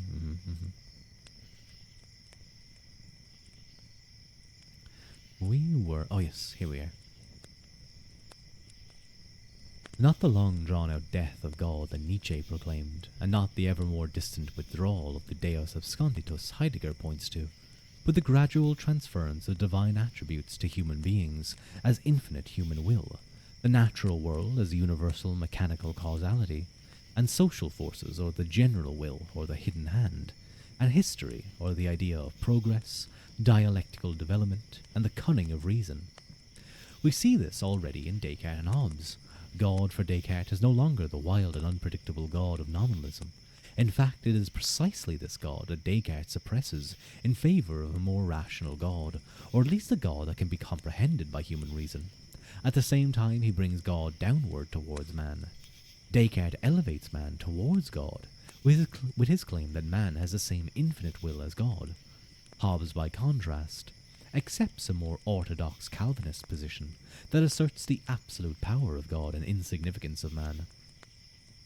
According to the doctrine of predestination, each individual either is or is not saved by God's will alone. Since God is no man's debtor, man can do nothing to influence God. In an ironic fashion, God thereby becomes irrelevant to human conduct and human life. That is, he becomes nothing other than the enduring first cause, or the motion of matter determined by a series of mechanical causes. While God, in a narrow sense, may be disposed of in this way, it would be a mistake to believe that any explanation of the whole can do so without those powers and capacities that were attributed to him. Indeed, it is no accident that as the Calvinist God becomes less important for human life in Hobbes's account, the mortal God, that is, the sovereign, becomes more important. Moreover, while this transference does serve to moderate and ultimately eliminate the expressly theological debate that had been so contentious and violent, it also conceals the theological nature of the claims made by the contending parties. They thus cease to be disputable theological assertions and become unquestionable scientific or moral givings. That the de-emphasis, disappearance, and death of God should bring about a change for our understanding of man and nature is hardly surprising. Modernity, as we have seen, originates not in a series of attempts to construct a coherent metaphysica specialis originates out of a series of attempts to construct a coherent metaphysica specialis on a nominalist foundation, to reconstitute or something like the comprehensive summa logical account of scholastic realism.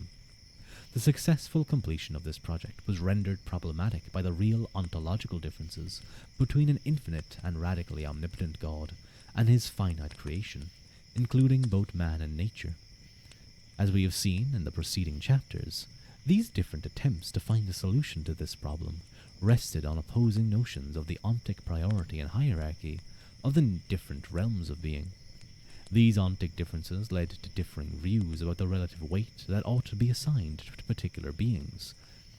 In the metaphysical account of the whole, Occam and Luther, to take just one example, gave more weight to divine power than did Petrarch or Descartes. Central to the whole period, as we have seen, was a question of the relation of divine and human will, which played an important role in the wars of religion. The purpose of this turn to a naturalistic science was to eliminate or at least moderate this conflict. This scientific turn, however, could not simply reject or abandon everything that had been hitherto included under theology. Purely supernatural matters could be set aside or relegated to the province of a wholly scriptural theology separate from science. But previous theology had not merely been concerned with man's spiritual fate in another world, but also in explaining what's happening in this world. Excuse me a moment.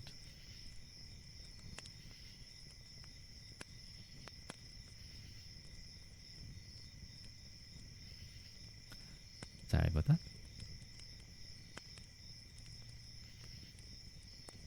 Where were we? Oh, yes.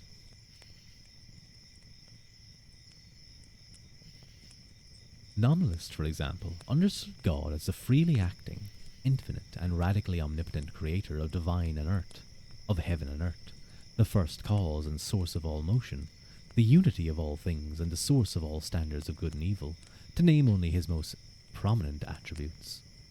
All, or at least most of these characteristics must be included in any coherent and comprehensive explanation of actuality. To simply erase God and all of his attributes from the mix would have left gaping holes in any purported comprehensive account of the whole.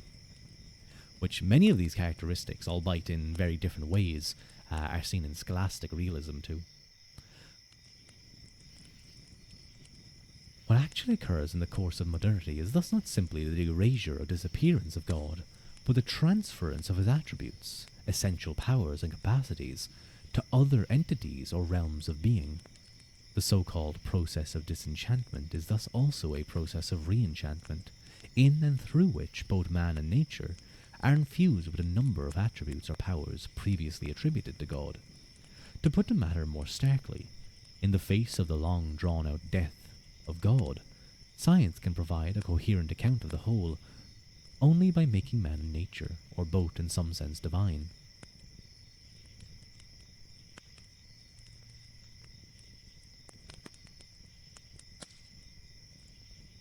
Sorry, I thought I was getting a call. While on the surface... Ooh. Hang on. I know, my battery is only 20%, that's fine. While on the surface, the Enlightenment in general is positively hostile to religion, this hostility did not prevent, and in many instances facilitated, this transference. Indeed, Enlightenment thinkers had repeatedly discovered powers and capacities in man and nature that had previously been ascribed to God. Pope spoke for the Enlightenment as a whole, and this isn't Pope, this is an individual named Pope.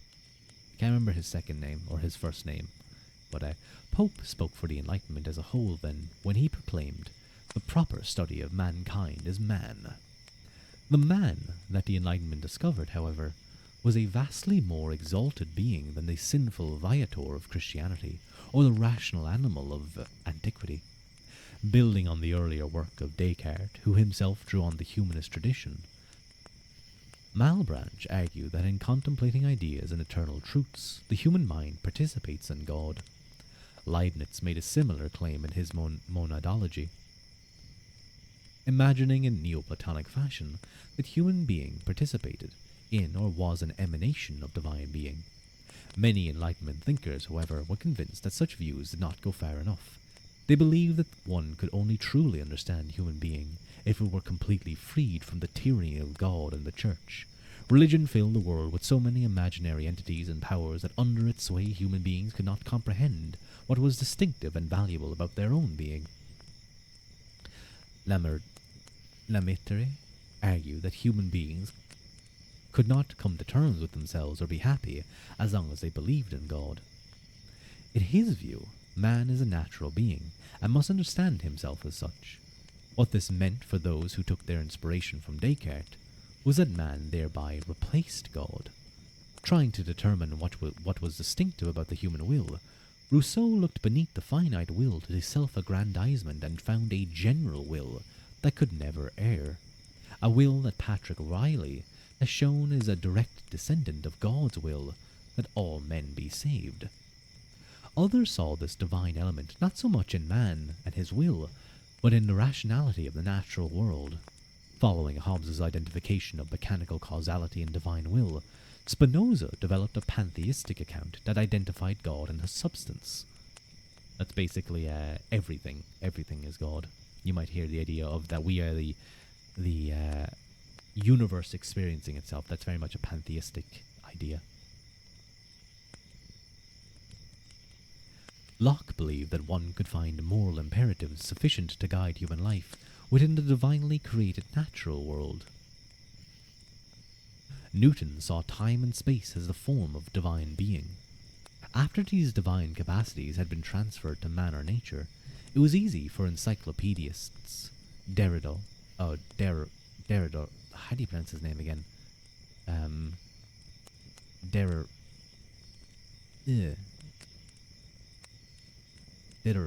I'm going to say, D'Alembert, and Holbach to demonstrate that revealed religion was not only false, but also superfluous.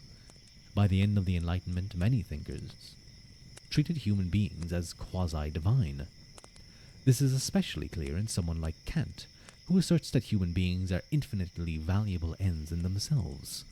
Such a view is only possible because of the transference of what hitherto were considered divine attributes to human beings.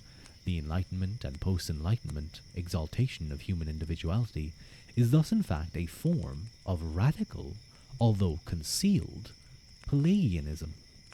Divine or at least quasi-divine powers re-emerge, although always in disguise. Nature is an embodied rational will. The social world is governed by an invisible hand that almost miraculously produces a rational distribution of goods and services. And history is the progressive development of humanity towards perfection. This transference of divine attributes to other realms of being was not without its dangers. At one extreme, it led to the view that man was superhuman, a godlike being by the mere application of his will could bring into being the ideal world. Viewing the world from such a Promethean perspective, Enlightenment thinkers saw any resistance to their titanic projects as either irrational or malicious. In the face of such resistance, they were, as it turned out, all too willing to use increasingly greater amounts of force to achieve what they saw as rational ends.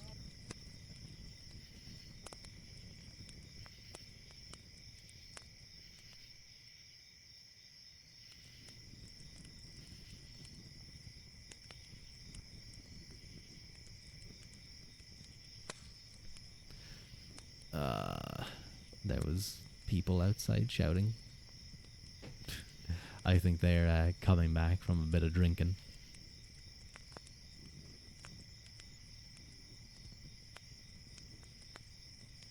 They're calm.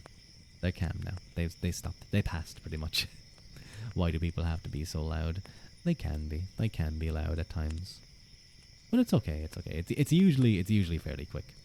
As long as they don't get too drunk and they start yell back. No, D. I don't want to have people try and kick down my door.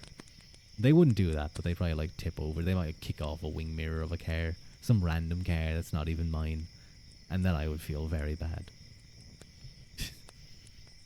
There's no reason bringing things against yourself. And it's not like they were yelling bad things. They weren't trying to cause trouble. They're just drunk people being loud.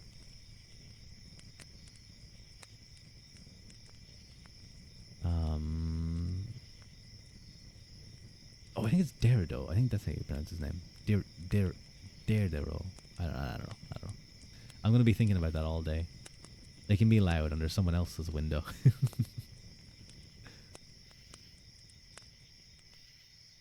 Read to them. Yes, I will read to them and change their ways. Maybe I'll join them and I'll read while drunk.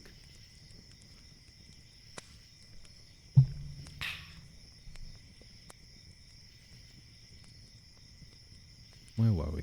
Oh yes, here we are.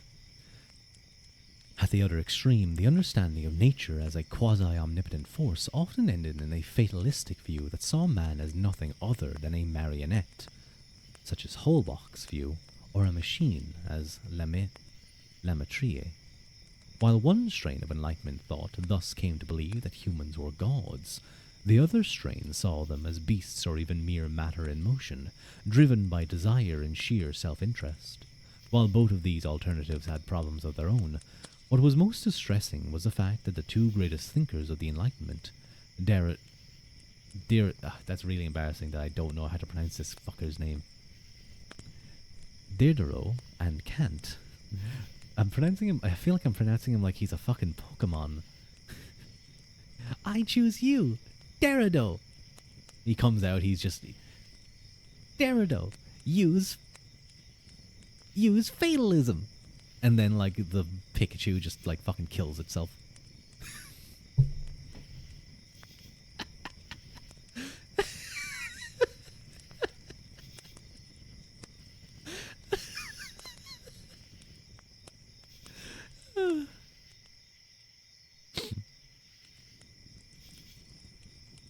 Truly the Pokemon battle of all time. Yep.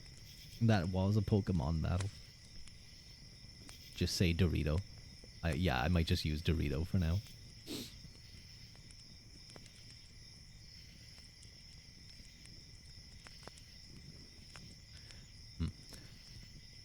What was perhaps most distressing was the fact that the two greatest thinkers of the Enlightenment, Dorito and Kant, realized that it was not possible to affirm either of these positions without also affirming the other, and that they were mutually exclusive. The hopes of the Enlightenment were deeply shaken by the realization of the contradiction of its essential goals. That the Enlightenment ended in such an impasse is not surprising. From the beginning it sought to sidestep the decisive and contentious question of the freedom or bondage of the human will in a world determined by a predestining will of an omnipotent God. The end result, however, was simply the displacement of the question and its re-emergence of the question as the question of the relation of the freedom of the human will in a world determined by the unbreakable necessity of an infinite chain of natural causes. Thus, as we have seen, the contradiction that appeared in such starkly rational form in Kant's third antinomy was essentially a repetition of the contradictions that we saw in the debates between Erasmus and Luther, and Descartes and Hobbes. However, there was one crucial difference. In the earlier two debates, the central question was on the extent of divine power, which was always understood to be a matter of fate. In the Kantian antinomy, the disputable predestining will of God is transformed into the indisputable necessary of nature. The truth of natural causality in this context is not taken as a matter of fate to be believed, or not, but as a self-evident truth of reason. In this way, the theological foundations of the two sides in the debate are concealed, and thus cease to be open to debate. The contradictions at the heart of the antinomy is thus solidified and made insoluble by the forgetfulness of its theological origin. One theory is that the Basques were related to the Picts, the early Scots, who merged with them to form the Scots after the Irish conquest of Scotland, of the Scotland district. Oh, sorry. I see what you mean now. I was a little bit confused by, I thought you were talking about, like, I thought you meant that the Basques merged with the Picts, and I was really confused. But no. I see. So I wonder if you were to look at the genetic relations between Scottish people and the Basque, would you see a closer relation than, say, Basque in UK, Basque in Ireland, Basque in Spain. There'd be a lot of overlap in Spain, I'm sure, but I do know that they are a distinct people in that way. I never heard of that theory, though. I'm going to have to look into Basque people. They're an interesting group. As we've seen, Kant was impelled to his critique of reason by his recognition that the antinomies posed an earth-shaking problem for the Enlightenment.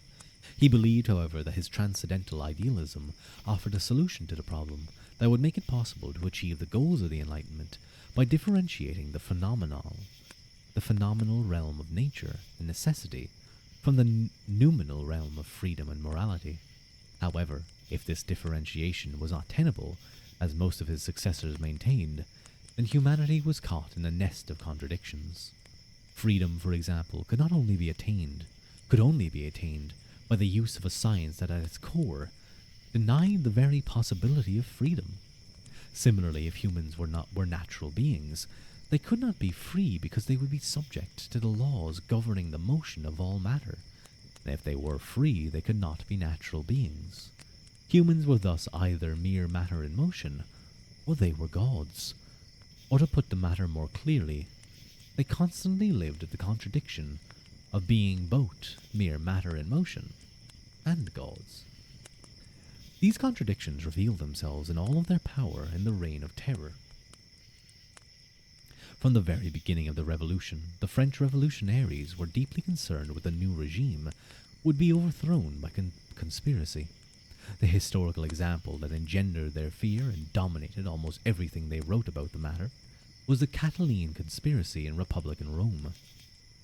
As described by Sallust, Tacitus, and Cicero, this conspiracy was the result of moral corruption. The French revolutionaries shared the Roman fear of corruption, but understood it not as a Ciceronian, but in a Rousseauian manner. Rousseau had argued that all action that was moral was in harmony with the general will. For the revolutionaries, action thus could only be moral if it conformed to the universality of reason and if it realized human freedom. To put the matter in Kantian terms,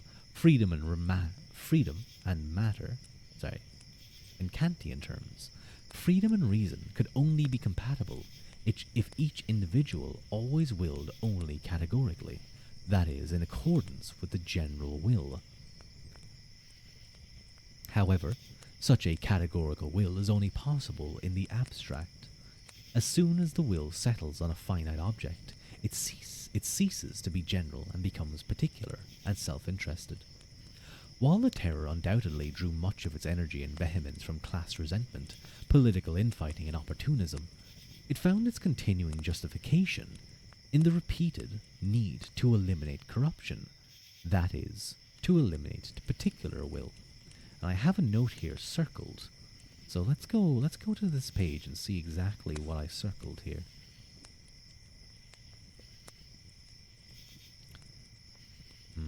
Was it this that I circled? 38. Here we are. Rousseau believed that all moral action was in harmony with the general will, but he understood that there was a great deal of human action that was neither moral nor immoral. His Jacobin successors became convinced that all action that was not in harmony with the general will was immoral. This is an extension of Rousseau's argument that he himself would certainly have rejected.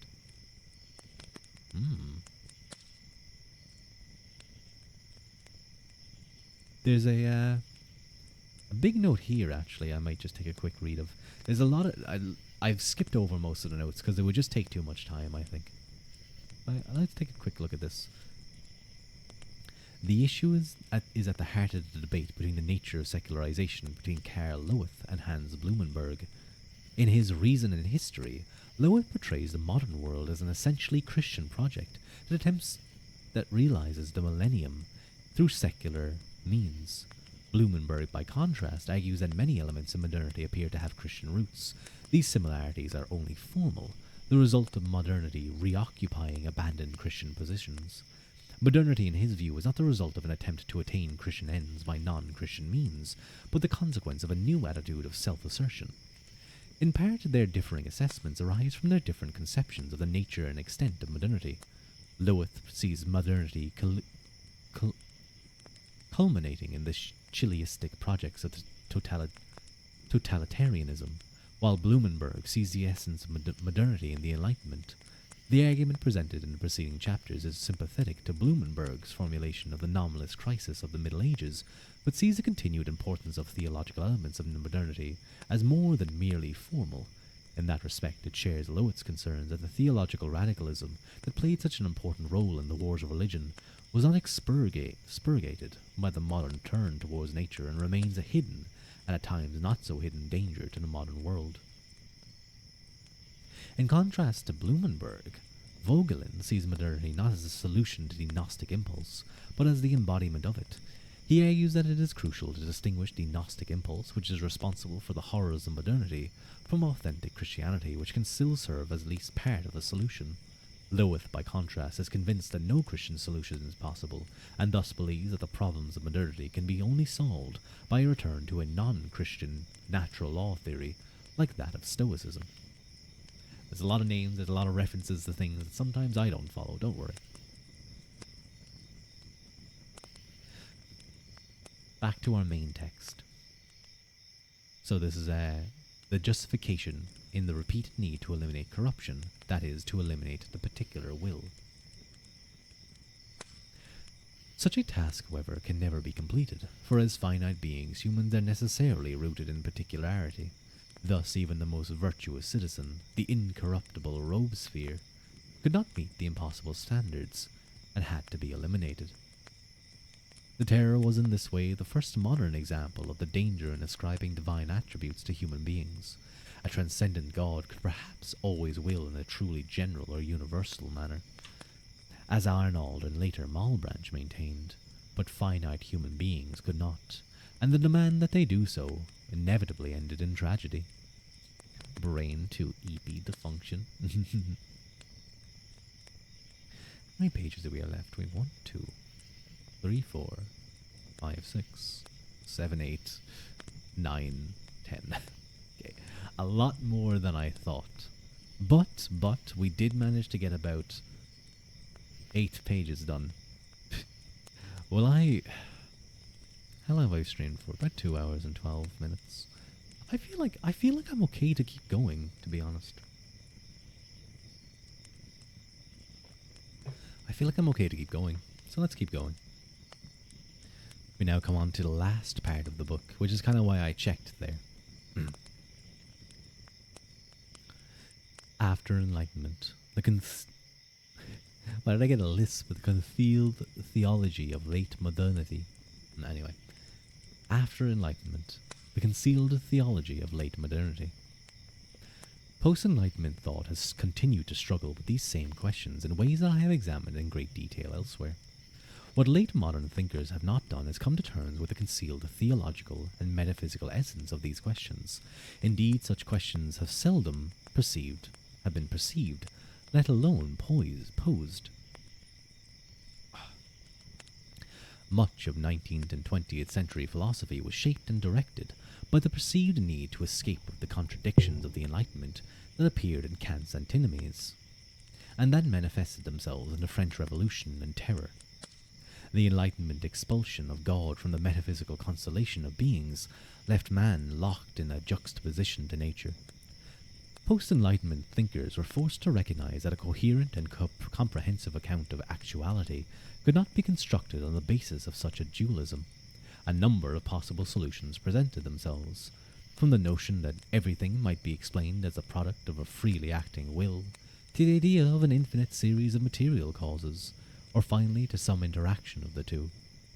The first was explored by the German Romantics and post-Kantian idealists, as well as a variety of fellow travelers in other countries.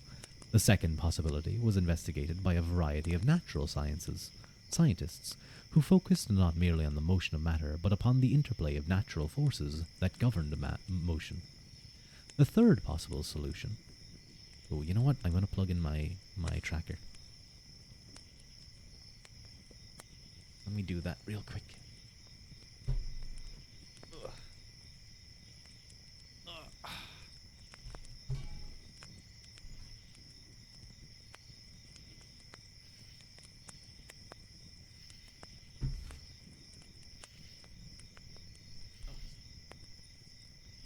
Excuse me.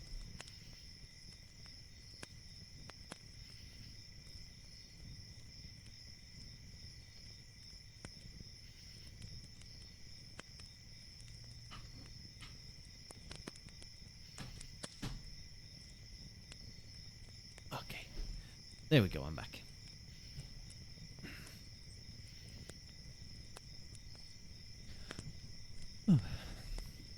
Oh, my book's upside down.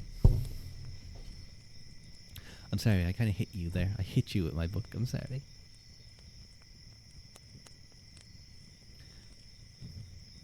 The third possible solution was developed by a variety of thinkers who fall generally under the rubric of historicism. Yeah, okay, that's charging. Not the bunk. I'm sorry. I don't want to bunk you, don't worry. The German Romantics, early German idealists and their 19th century followers, were convinced that the Enlightenment had misconstrued nature as a mechanical rather than an organic or spiritual process. They believed that if nature was grasped in a pantheistic fashion as the product of a world spirit, Goethe, a world soul, Emerson, an absolute I, Fichte, or a primordial will, Schelling/Schopenhauer, it would be compatible with human freedom, since both natural motion and human action would spring from a common source. The real barrier to human freedom in their view lay not in nature but in the institutions and practices that had been created and propagated by the Enlightenment with its dedication to a mechanistic understanding of nature, universal rights, bureaucratic politics, the development of commerce, and bourgeois morality. True human freedom, and for these thinkers, could only be attained by expressing one's will, including one's natural passions and desires, regardless of the consequences for social, political, or moral order. The truly free, natural man thus asserts his will against all bounds and consequently appears to enlightened society to be a moral monster. Tick's William Lovell, Byron's Manfred, Goethe's Faust, or a criminal, Stendhal's Julian Sorel, Balzac's Vautrin, Shelley's Prometheus.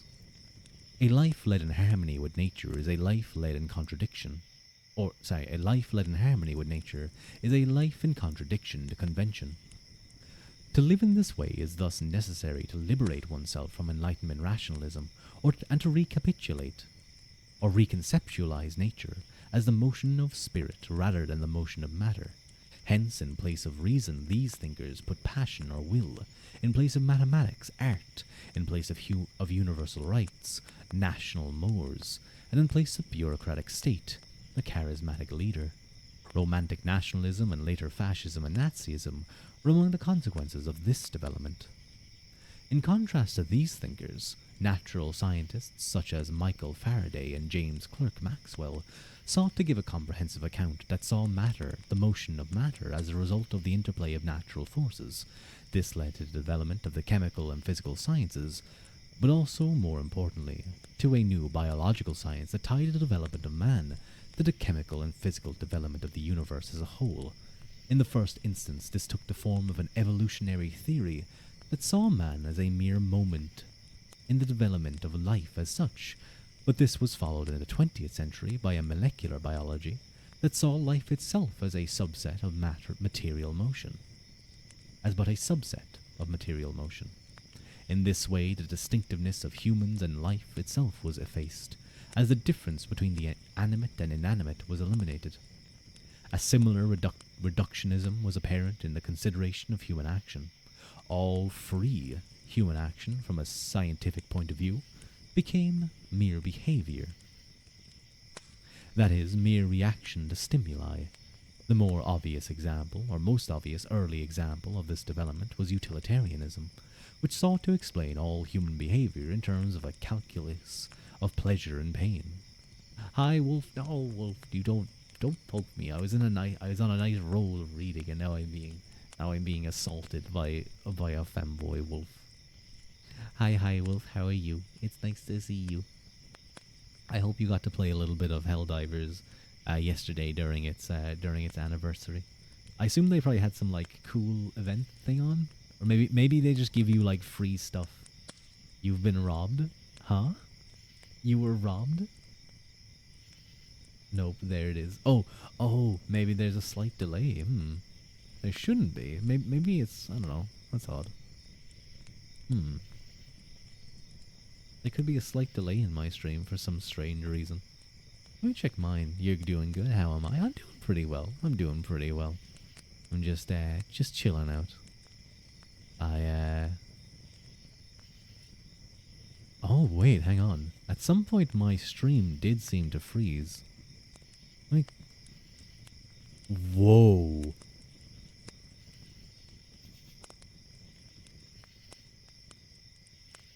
Okay, sorry. I just checked my like own video, my own stream, and good lord, that is massive delay. What the hell? That's really annoying. What could have caused that? Yeah, my bitrate is massively dropped. Huh. Sometimes you gotta refresh to get rid of some of the lag. Well, at least all I've been doing is reading. It's not like I've been interacting with chat much. But you guys could see that it was way more in time earlier, because I could react to things as you typed. I'll have to keep that in mind. So I have to anticipate what you guys are gonna say. No, Wolf, I'm not a bottom. No Helldivers. Big delay right now. I'm sorry, I couldn't play. I was talking to a friend, and then I was also playing Warhammer 3 at the same time. We were chatting away. I did promise them that I would chat with them, so I had to stay. You had to stick to your promises. I know how bad it can be when someone does that, and then they don't follow through, as I've done sometimes by accident. So yeah, you do have to make that up. Now obviously sometimes things just happen and you can't really do anything about it, but you know. But okay, yeah, I'm a little bit annoyed about that whole massive delay thing. That's cool, but as long as I'm just reading, I think it's fine. The thing is I just saw that laugh. So I don't know. I don't know what you're laughing at. You don't know if you'd cut it as a seer. I would be the next. I would 100% be the next like Oracle of Delphi. You haven't gotten a chance for diving yet. You still don't have a third right now. Oh, I'm sorry. Thank you, Crespian, for the hydrate. Thank you.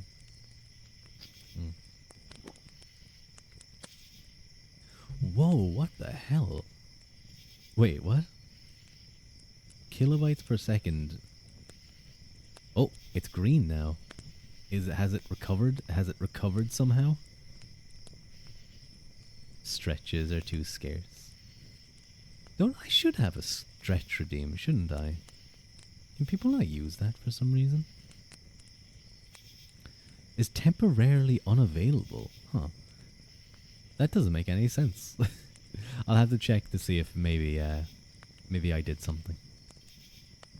Maybe I changed it in some way. But yeah, my stuff is all over the place right now. Just using loads of... What the hell? I'm dropping down to like 3,000 kilobytes and going up to like 8,000, 6,000. Things are weird right now. I dropped 16,000 frames when... Ugh. Okay, yeah, I think what must have happened was at some point my stream just dropped for a little bit.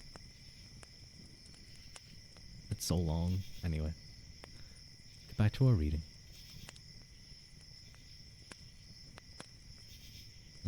Where were we? Oh yes, here we are. The development of behavioralism in the 20th century was another example of this way of thinking. More recently, we have witnessed a new account of motion that focuses on our selfish genes. just as Romanticism attempted to show that there was no contradiction between natural necessity and human freedom, because nature itself was a vital or world will akin to human will. Natural science has attempted to show that there is no contradiction because there is no human freedom, since there is nothing that distinguishes human beings from the rest of the natural world. Thus, everything can be explained by natural causes. You're gonna head out and get a pizza. Have a good night, darling. Maybe we'll play sometime soon. I think we'll probably be able to play sometime soon. It just is tricky because it's like if I go out at night with friends, that's a night gone. I can't really, due to the timing, it's very difficult. In terms of no, you're poking me. It's not fair. But due to like just timing, it's like I have to go to bed during the night, during the time that we would be able to play. I hope your new job is going well for you, by the way, Wolf. From a metaphysical point of view, these two strains of post-Enlightenment thought sought to solve the problem of the contradiction of nature and freedom by erasing the ontic distinction between the natural and the human. Before the Enlightenment, Metaphysica Speciali consisted of theology, anthropology, and cosmology, with man floating somewhere between God and his other creatures. The Enlightenment eliminated the theology from the mix. Post-Enlightenment thought sought to show in different ways that there was no distinction between the two remaining ontic realms. That is, that there is no distinct realms of being as philosophy had hitherto imagined. No! No, Fox got me. Fox got me. Wait, I thought that was Wolf. I think because Wolf said goodbye and then I got poked and I thought it was Wolf poking me. Did I say? I don't even remember. I feel like I said someone anyway. I said someone. Oh, my bitrate is back to normal apparently. I hope it's okay now. I apologize, Fox. Apparently there's a big delay.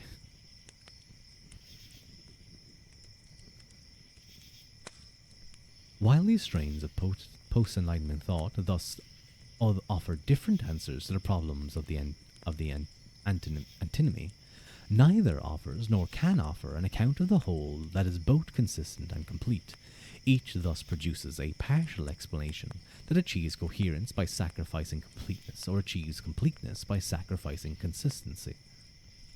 There's a note here, note 42, and I have this one circled, so it's probably important.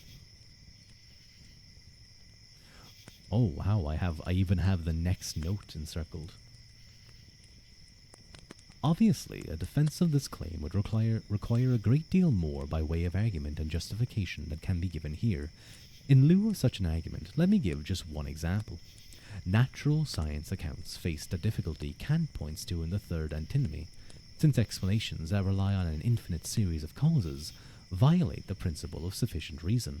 That is, they admit there is no ultimate cause, and therefore no ultimate explanation. We find such an account satisfying only because we can imagine that somehow this series will end or be complete, when in fact it simply disappears in the midst of time. In an effort to ameliorate this problem, contemporary cosmology pursues a theory of origins with its notions of initial spectacular explosion, or Big Bang. While this account is plausible and explains much of the available data as far as it goes, it cannot go far enough, because it cannot explain the reason for the bang itself. Drawing on quantum theory, cosmologists have attempted to account for this primal event as a quantum anomaly. While this possibility of such an anomaly is consistent with quantum theory, its explanatory force is essentially equivalent to the claim that things happen, or that miracles occur. The shadow of transcendental freedom, to use Kant's term, or God's incomprehensible power, to use the terminology of Christianity, thus shrouds such accounts of beginning. The continuing impact of such theology and metaphysical assumptions, however, remains concealed from science itself.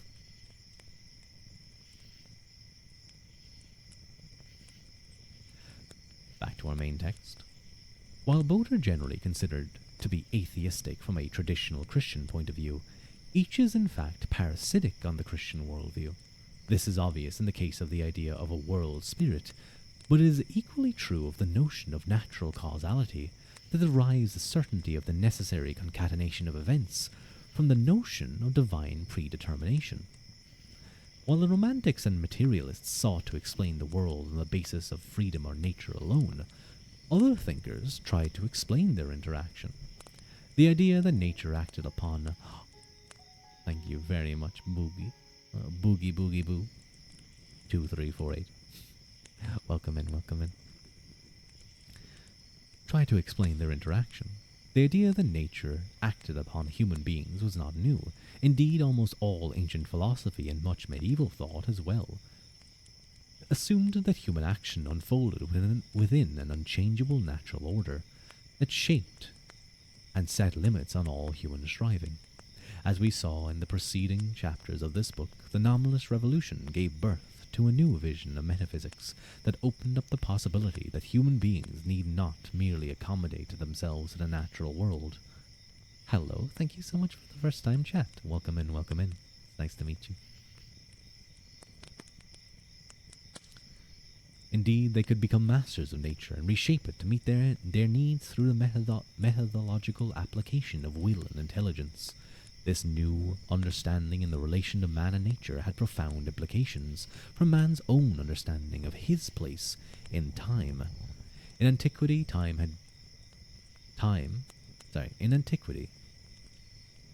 had been identified with the coming into being and passing away of all things according to the circular order of nature. From a human point of view, time was thus always identified with birth and degeneration. Thank you for the face hole, laughs a lot. Thank you, thank you, thank you. I feel like I said hi to you when you first came in, but I feel like I may not have either. So, hello. Even though I did see that you were here. I did notice that you were here earlier. Because I remember reading your comments. From a human point of view, time was thus always identified with birth and degeneration, with ascent and fall, which meant that all human projects inevitably succumbed to what Plato called the laws of time. The apocalyptic vision of time with which Christianity operated was even more obviously immune to the impact of human action. Not only were human beings disabled by sin, but they were also subordinate from the beginning to divine power. With the development of new notion of human will and freedom, however, the time in which humans lived, that is, history, appeared in a new light. The relevant story of humanity from this perspective was not the cyclical pattern that ancients imagined, nor the biblical story of a past full and future of divine redemption, nor even the humanistic accounts of man's Sisyphean efforts to master Fortuna, but the story of humanity's ever-increasing conquest and transformation of the natural world. History in this way came to be seen as a story of human progress that had a direction and an end. To be human meant to be progressive, to move towards that end. You didn't manage to miss the stream, you just woke up? Well, good morning, what's up? Pip said hello. Pip told me to say hello because she had to leave. You don't know, you had the stream open in the background while you were playing a game. You've barely been in chat. That's okay, that's okay. I hope you've been gaming well.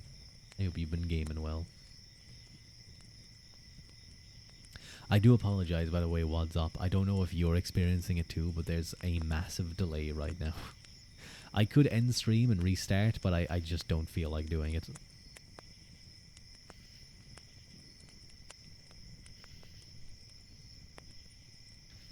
Pip said hello to you. Pip said to say hi if you joined. I think because like you, Pip, Haru, D, there's a lot of people that are like, you know, the regulars in stream. I think people noticed that you weren't here. Like Crespian, for example, laughs a lot. You just refreshed your tab, assuming that was your end. Yeah. Hi, Tasty. I know you were here earlier. I'm just saying hi. You see. Yeah, I think maybe a few people dropped off because they were probably doing the same thing as you last lot, just listening to me in the background. And then they assume, oh, Ru is not talking anymore. He finished his stream, and then they move on. Hmm. Yeah, I don't know. I think my internet just dropped for a bit. Where were we? We were over here. Humanity may once have been subject to nature, but since the advent of civilization, humans have made intermittent progress in achieving mastery, and now that the true method has been found, could rapidly complete the conquest of the natural world, establishing a peaceful world in which they could freely pursue whatever they desired, in which they could live a commodious life. At the core of this modern notion of progress was the Pelagian and at times Promethean notion that while humans are in some sense natural, they are also in some sense transcendent beings who can master and transform the natural world. As we saw in Chapter 1, this notion of history as progress is intrinsic to the modern age, and is an essential moment in modernity's self-understanding. The modern conception of history was developed in the late 18th century by thinkers such as Vico, Montesquieu, Voltaire, Gibbon, Herder, Turgot, and Condorcet. There's a lot of names here that are probably very important philosophy people, and I just don't know how to pronounce them. Who imagined history as the process by which human beings employ their reason to create a free world in which human beings could live prosperously and at peace with one another. The implicit goal of history that underlay all their work was the realization of a perfectly rational and secularized world, an earthly paradise. For them, history was thus also the source of a moral imperative that compelled all those who understood it to do everything in their power to accelerate the historical process and bring this new world into being. You missed Ua growling like a dog. You're in the process of dozing off with your phone in your hand. Do be careful, please. Don't fall asleep and have your phone fall like under you, like on your face, or like next to you, and then you roll over onto it. If you're going to listen to me and you're going to fall asleep, please put your phone to the side on a nice hardwood thing, so that it doesn't like get really hot. Please do that. Tasty, don't drop it on your... Oh, don't... Yeah, no, I've dropped phones on my face, too. It hurts. It's such a scare, too. You get, like, scared. You get surprised.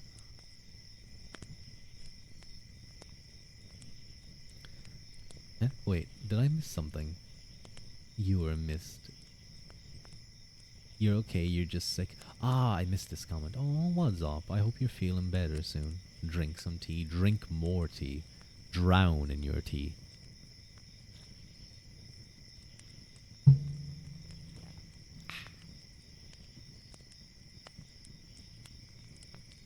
Getting smacked by the phone. Only thing you've eaten today is tea and biscuits. That's a pretty good day.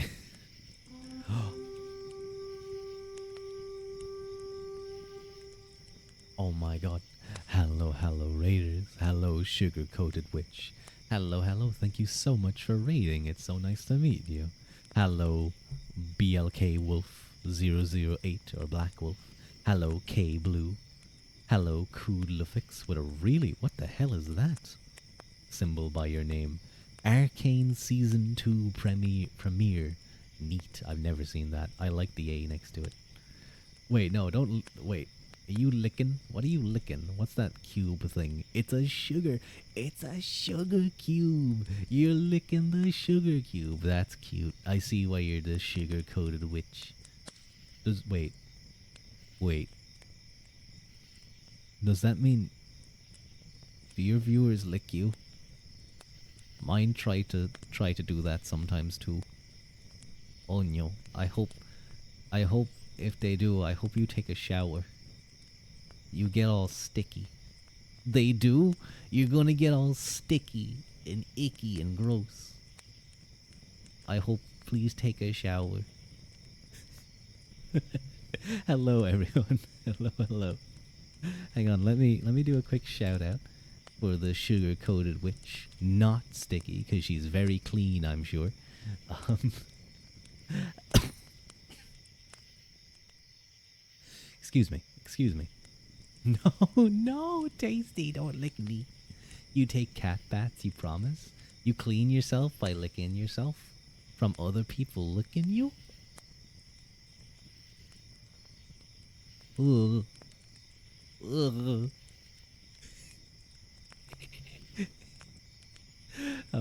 Hello everyone. Hello, hello.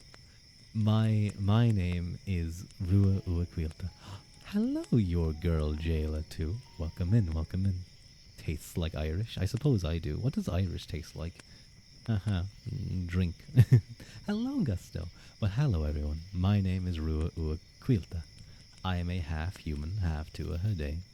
That is the Gaul peoples of Ireland who lived on Ireland before the Gael arrived and drove them underground. Hello, I'm Jayla, and I'm a Blasian. Isn't that a mix of black and Asian, I believe? Sorry if I'm a little too formal. If I don't speak a lot of English. I mostly speak Korean. Your English is kind of bad. No worries at all. No worries at all, Jayla. You don't need to be super formal. You can type away, and I will most likely understand it.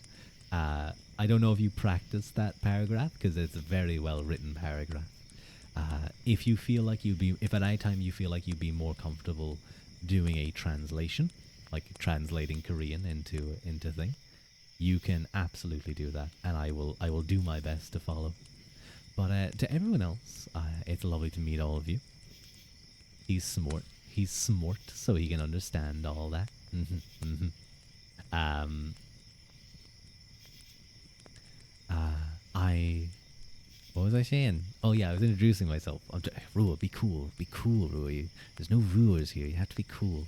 But yes, I mostly do kind of ASMR type streams where I do a lot of chatting. I do a little bit of reading. But no, Norex, I'm trying to be cool in front of the new viewers. Uh, one of your brothers typed it for you. Oh, that's really sweet. That's really sweet of them. But no, do not worry at all. Uh, I'll even kind of slow down my talking at times to make it easier for you to understand. Although I imagine that many people who maybe, thank you so much, Witch, by the way, thank you, Sugar. Oh my God, you have a strong name. You just naturally get called Sugar by people. That's powerful. Um, you have 8 brothers. Your poor mother. Your poor mother. She is a very strong woman. Extremely strong. That's really cute, though. I hope they all protect you and they beat up anyone who, like, bullies you. People call you Shuggy. No, yeah, Shuggy. Shuggy Doogie. Shuggy Woogie. That sounds really cute. Shuggy in her. I feel like isn't there like a blanket called a Shuggy or something?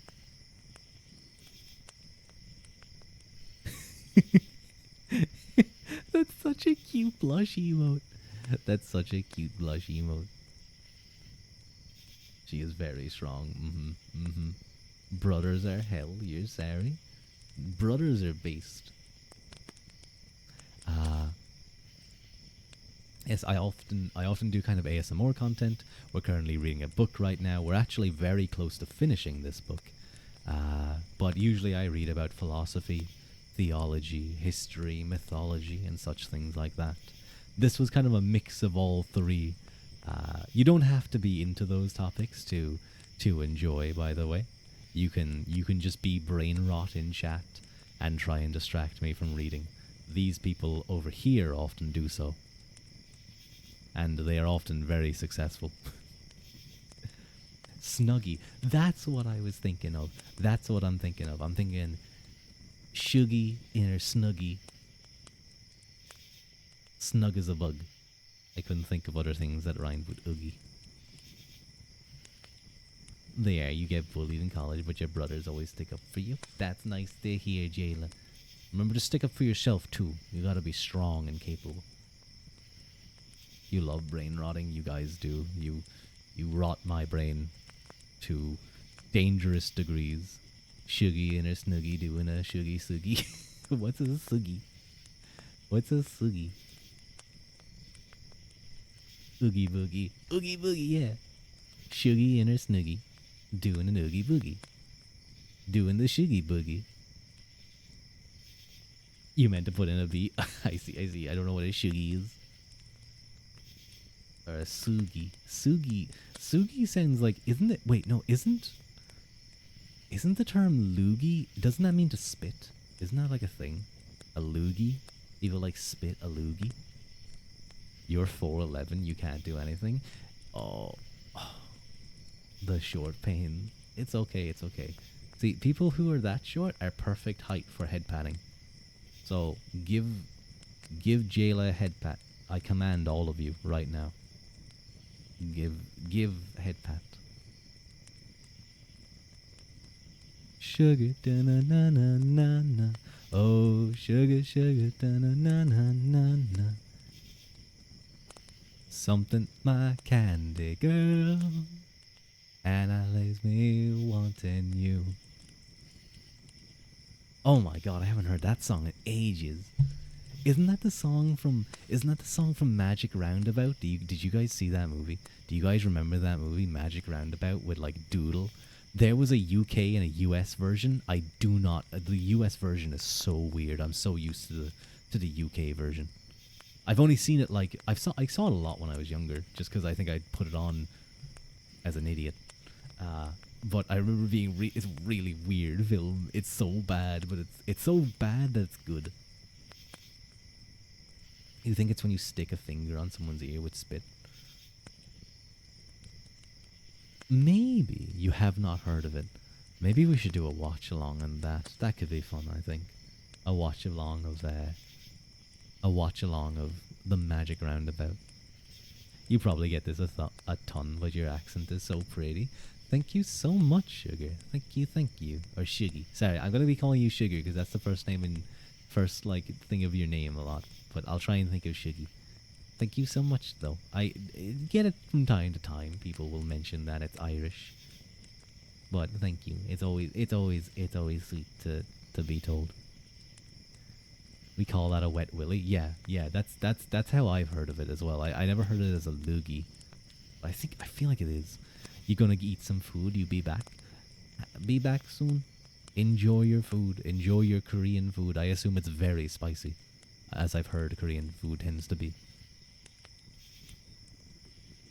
A wet willy? Yeah, a wet willy is you stick your finger in your mouth, get it all wet, and stick it in someone's ear.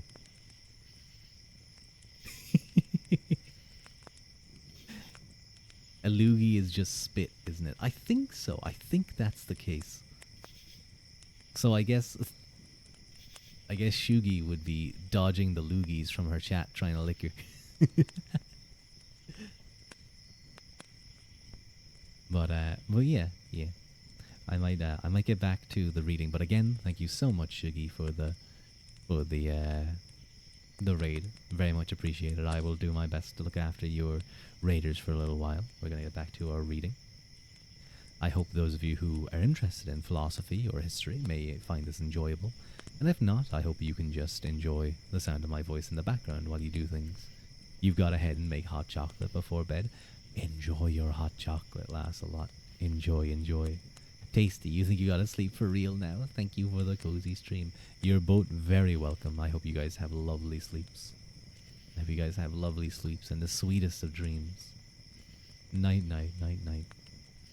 It's spitting. You found it on Google. Yeah, that sounds right.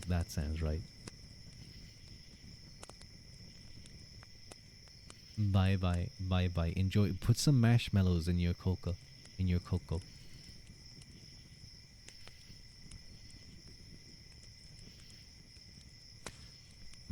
Where were we?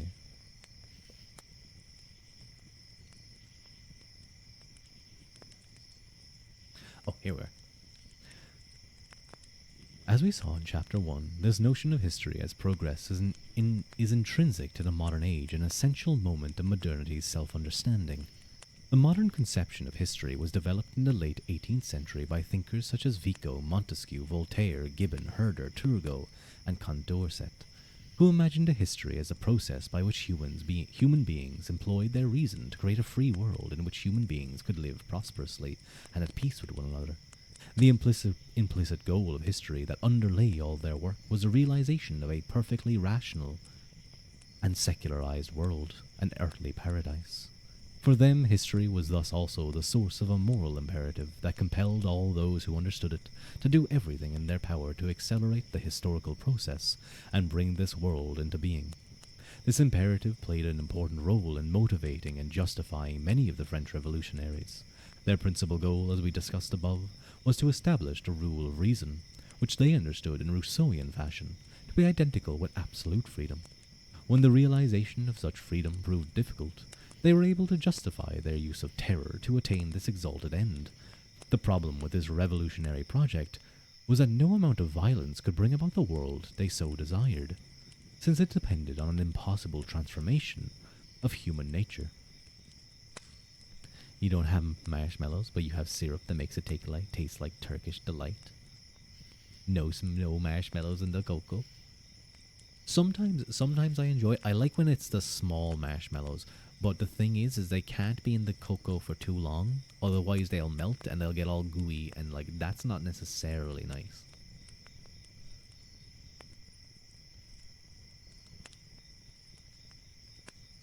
You haven't heard of Angel Delight in years? I've never heard of that. Remind Ihama, good night, or Ihava. Good night lasts a lot. I've never heard of Angel Delight either. Half melted as it was intended. Yeah, see, I like half melted. That's good.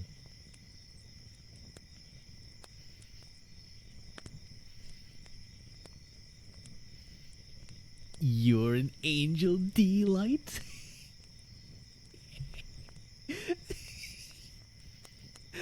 This was cute. This was cute. That was really cute. That's so true too. D is delightful. She's dependable. She's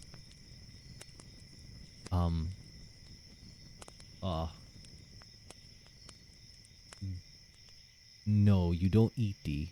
She's not delicious. We don't eat angels. Well, they could be D, come here. I need to cut off your hand. I need to test something.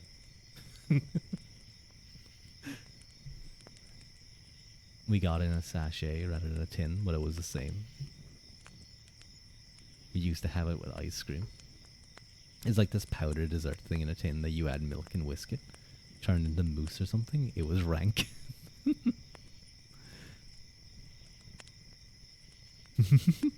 Is that a little turnip? Is that a little turnip that's freaking out? That's a cute emote. Look, she's even turned into food. She's even turned into a turnip. Get her.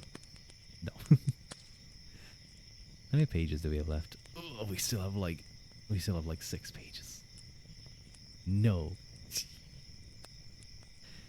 You're actually gonna go to bed this time though. Good night. Good night. No, don't try.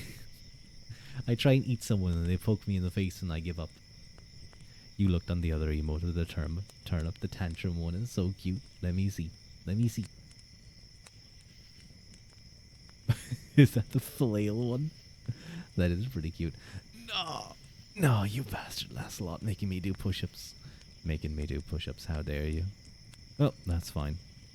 That's fine. I'll do some push-ups.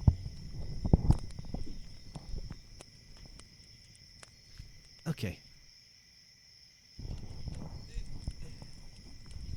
There we go. Okay, okay. No, hang on. I can't let you guys just poke me in the nose like this. I have to be away. Whoa, that's a scary face I'm making right now. Ruo, what the fuck is that face? That's really intense. I don't think I could make that face if I tried. Whoa, whoa. Why? You low key like it.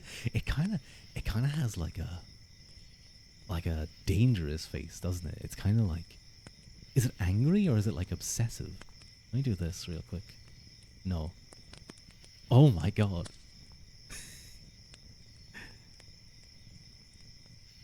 Ooh.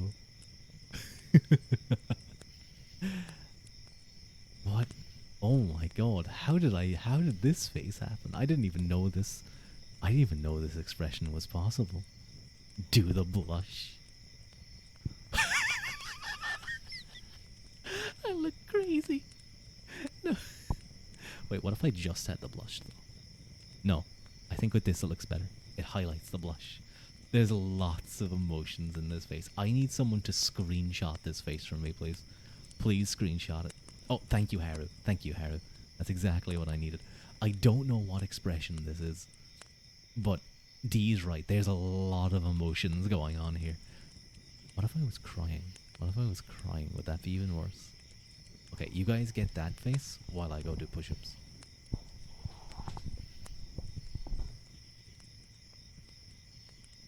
One, two, three, 4, 5, 6, 7, 8, 9, 10, 11, 12, 13, 14, 15, 16, 17, 18, 19, 20, 21, 22, 23, 24, 25, 26, 27, 28, 29, 30, 31, 32, 33, 34, 35.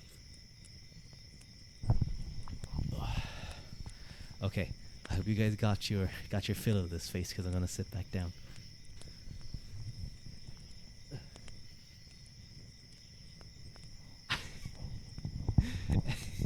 How did I do that face?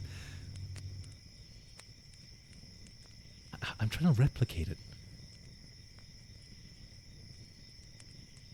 I don't get it. You're glad it's gone?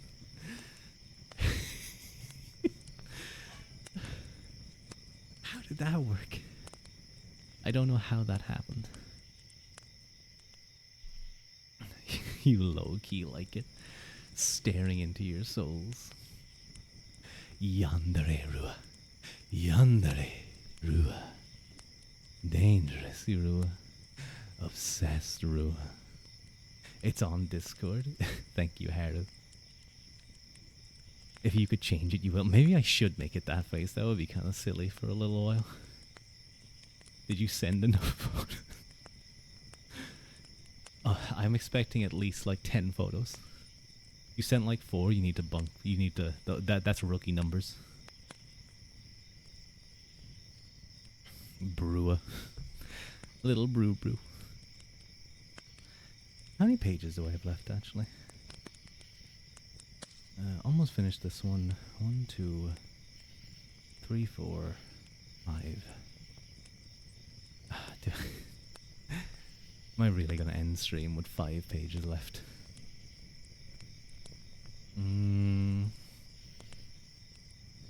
He's looking a little toasty. He is looking a little toasty. He's looking very cute.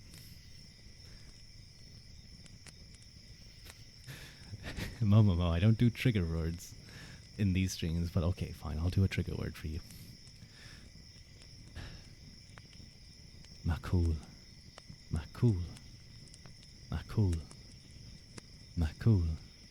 Momomo makul. Momomo makul. Momomo. Momomo. Momomo mahul. Mahul. Thank you. You are welcome.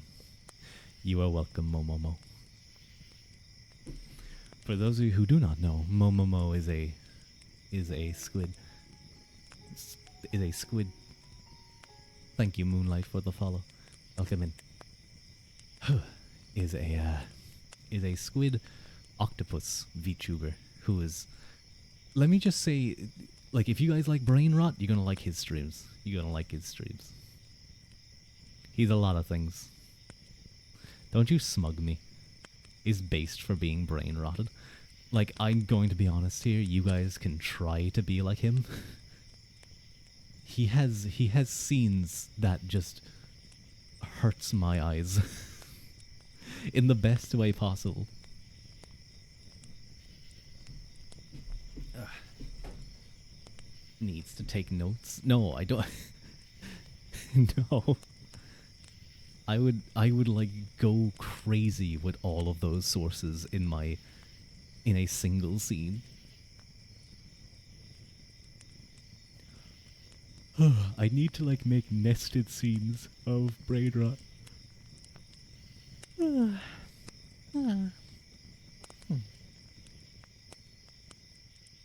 Oh, Momomo, I'm gonna add a new trigger redeem. I don't know if you've ever seen ASMR people boss go drown. No, not right now. Okay, fine, I'll do it now. I'm gonna add a new trigger redeem. That's I don't know if you've ever seen like the people who do purring, but Foxy Shroom Witch, another ASMR and a friend of mine, showed me how to do the purr, but I think my voice is a little too deep for it, or I'm not doing it right, because mine sounds like a lawnmower, yeah. Or a dog growling.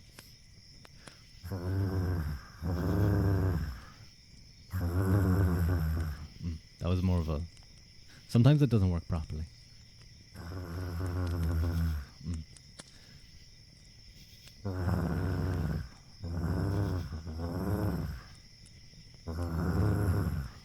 It does sound like a dog, I know it does.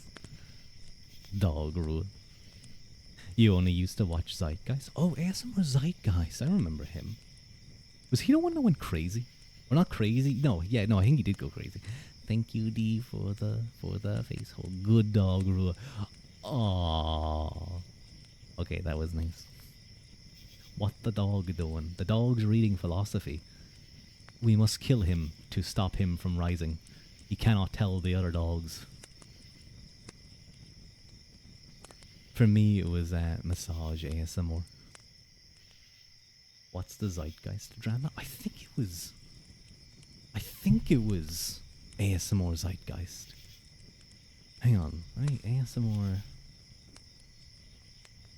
No, sorry, no. Different. I was thinking of Ephemeral Rift. That's who. Look, Ephemeral Rift, Zeitgeist. You can see like why I get. I was thinking of Ephemeral Rift. I don't know. Ephemeral Rift just kind of went off the deep end a bit. I can't even remember what happened. I'd have to look up the dog uprisings. Yes, Algonas, they must be stopped. Oh my god, what happened? I think he just went crazy for a bit and was just like, I think he started spamming, you know, a bunch of slurs. Which, you know, if you do that, you know, typically you kind of fall off. You know, if I ever wanted to nuke my channel, that seems like a pretty good way to do it. I'd reach out to all of my friends from around the world and make sure I get the most historically accurate and succinct slurs imaginable. I'd reach out to like friends and I'd want to get like one for each tribe, kingdom, and historical people. I just copy and paste the dictionary of slurs. Reach out to the COD players. Yeah, I'd reach out to the COD players. And they'd be able to teach me. Or I'd watch Adam Driver.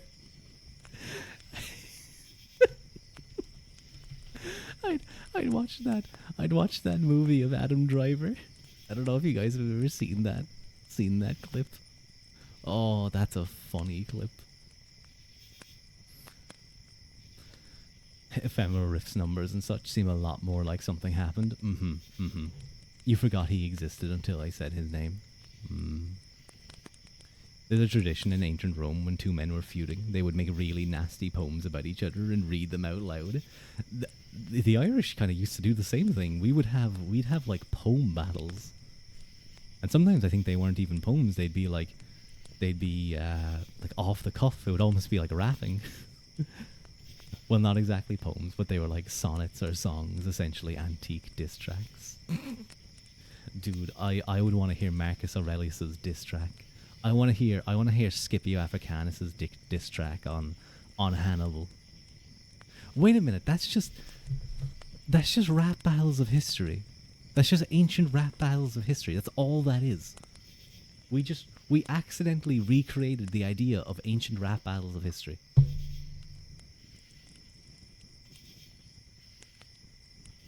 Rap sonnets of history. I want. Wait. He posted a bunch of videos and community notes. Yeah, he just. Yeah. He just went crazy. More or less. But anyway, we have. How many? We have like 5 pages left. Did I roll a stick, man? No, I think I just weirdly did something on the book by accident. Better see this in New Horrible History season. Oh my god, I forgot it. I didn't forget about that show. That's such a great show. I love all their songs. But anyway, I'm going to try and finish off this book. Where were we? Oh yes, here we are. For them, history was thus also the source of a moral imperative that compelled all those who understood it to do everything in their power to accelerate the historical process and bring the new world into being. This imperative played an important role in motivating and justifying many of the French revolutionaries. Their principal goal, as we discussed above, was to establish the rule of reason, which they understood in Rousseauian fashion, to be identical with absolute freedom. When the realization of such freedom proved difficult, they were able to justify the use of terror to attain this exalted end. The problem with this revolutionary project was that no amount of violence could bring about the world they desired, since it depended on an impossible transformation of human nature. In the aftermath of the revolution, thinkers such as Hegel began to rethink the grounds of history. Hegel, too, believed that history was progressive. He also believed that it would end with the rule of reason. The rational order he had in mind, however, drifted considerably from the French revolutionaries. In his view, the pursuit of absolute freedom could only lead to disaster. Rational freedom required an accommodation with nature in general, with the natural, self-interested desires of individual human beings in particular. He thus argued that while freedom was the necessity and the inevitable goal of history, this freedom was an embodied freedom, rooted in individual property rights, Kantian morality, the nuclear family and market economy, a bureaucratic state and cultural productions of art, religion, and philosophy. Moreover, this was not a regime that lay in the distant future or that could only be attained by an apocalyptic transformation, but that was coming into being in the European world of his time. Better see. Oh, you would love that. Horrible, horrible histories. You boogie down to Pachati any day. This is talking about the French Revolution. It was touching on it. There was bits and pieces touching about the French Revolution and Robespierre, but not heavily into the history, just kind of on the ideas that were backing them. The historical process he described culminated in the recognition of 3 traditional realms of metaphysics, especially in the 3 traditional realms. God, man, and nature were ontologically the same, although they remained ontically separate from one another. History, then, is a process in and through which humans come to recognize that as rational, self-conscious beings, they are God, and that God is only in and through them, and that the same rationality that they find in themselves is present in the natural world. Hegel's thought thus is a comprehensive effort to resolve the contradiction that had troubled modern thought from the very beginning. However, in his view, the achievement of such a reconciliation is not the result of his or any other individual's planning or will, but is the consequence of the cunning of reason. The path and goal of historical development is thus preordained, rooted in the nature of self-consciousness and spirit itself. On these grounds, he thought he could show that history was coming to an end, that no further revolutionary efforts... Wait, where was I? No further revolutionary efforts were necessary to bring the best of all possible human orders into being. Hello, hello, Pip. Hi, hi, hi. How are you? The mention of Hegel made you lean towards that time period. Hegel's titanic vision of reconciliation dominated much of European life in the period between 1820 and 1848, but it went into rapid decline and quickly lost its hold on the European imagination in the years thereafter. There were several reasons for this. First, the speculative foundation of Hegel's reconciliation of man, God, and nature were never very clear and thus instantly regarded as a unio mystico. Second, his theological conception of nature was repeatedly called into question by the discoveries of natural science. And finally, and perhaps more importantly, his prediction that current European states would inevitably develop into liberal constitutional monarchies seemed to have been contradicted by the failure of the revolutions of 1848. After 1848, Hegel's more conservative followers increasingly turned away from the liberal cause to romantic nationalism, and in the 20th century, to fascism and Nazism. His more radical followers, by contrast, were pulled towards populism or nihilism, Chernevsky, Pisarev, anarchism, such as Bakunin, and revolutionary socialism or communism, Marx and Engels. Hello, did something chaotic happen? Not really, I don't think. It's fascinating how some utopian thinking was around some parts of the modern world. Well, yeah, I mean, you just saw that. At this point, you're pretty much into modernity. By the time you hit the French Revolution, you're definitely in the modern age, or maybe the pre-modern age, maybe. What did Ruadh say? You traumatized people? Wait, huh?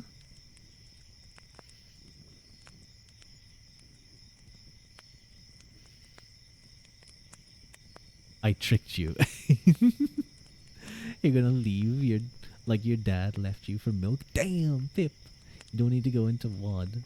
You posted the song in Gen Media. Sounds good, I'll listen to it later.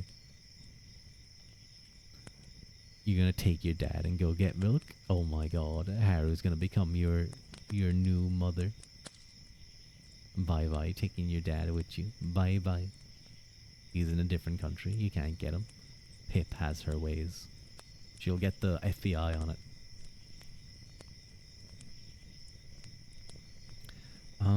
Where were we? Oh, yes.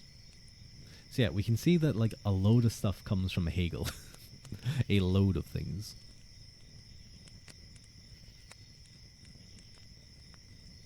You do not want Haru as a manther.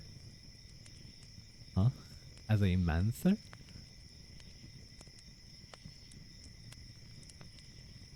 Manther? Did I say Haru or Pip by accident? As a man panther? Yeah, that's kind of what I was thinking as well. It's like that question of whether do you wanna meet a man or a bear? It's like, would you rather meet a man or a manther? You meant mother. I think I meant to say Pip.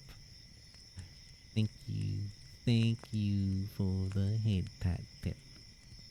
Your phone's keyboard is shitty. Hegel was pretty much a celebrity in his era. Yes, he was massive, especially later. I mean, like, you have so many people trying to take his aspects, either turning away from him or flipping it on its head with dialectical materialism. With Marx. Pip would be a great man panther. I don't know what that is, Pip, I'm gonna be honest. It's probably whatever you'd call those freaks of nature they created in that Cats movie.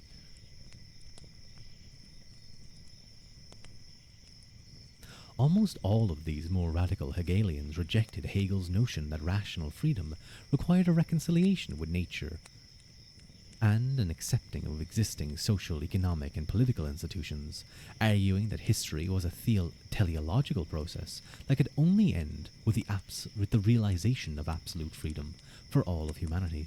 Indeed, they believed that they could scientifically demonstrate that such a goal was inevitable.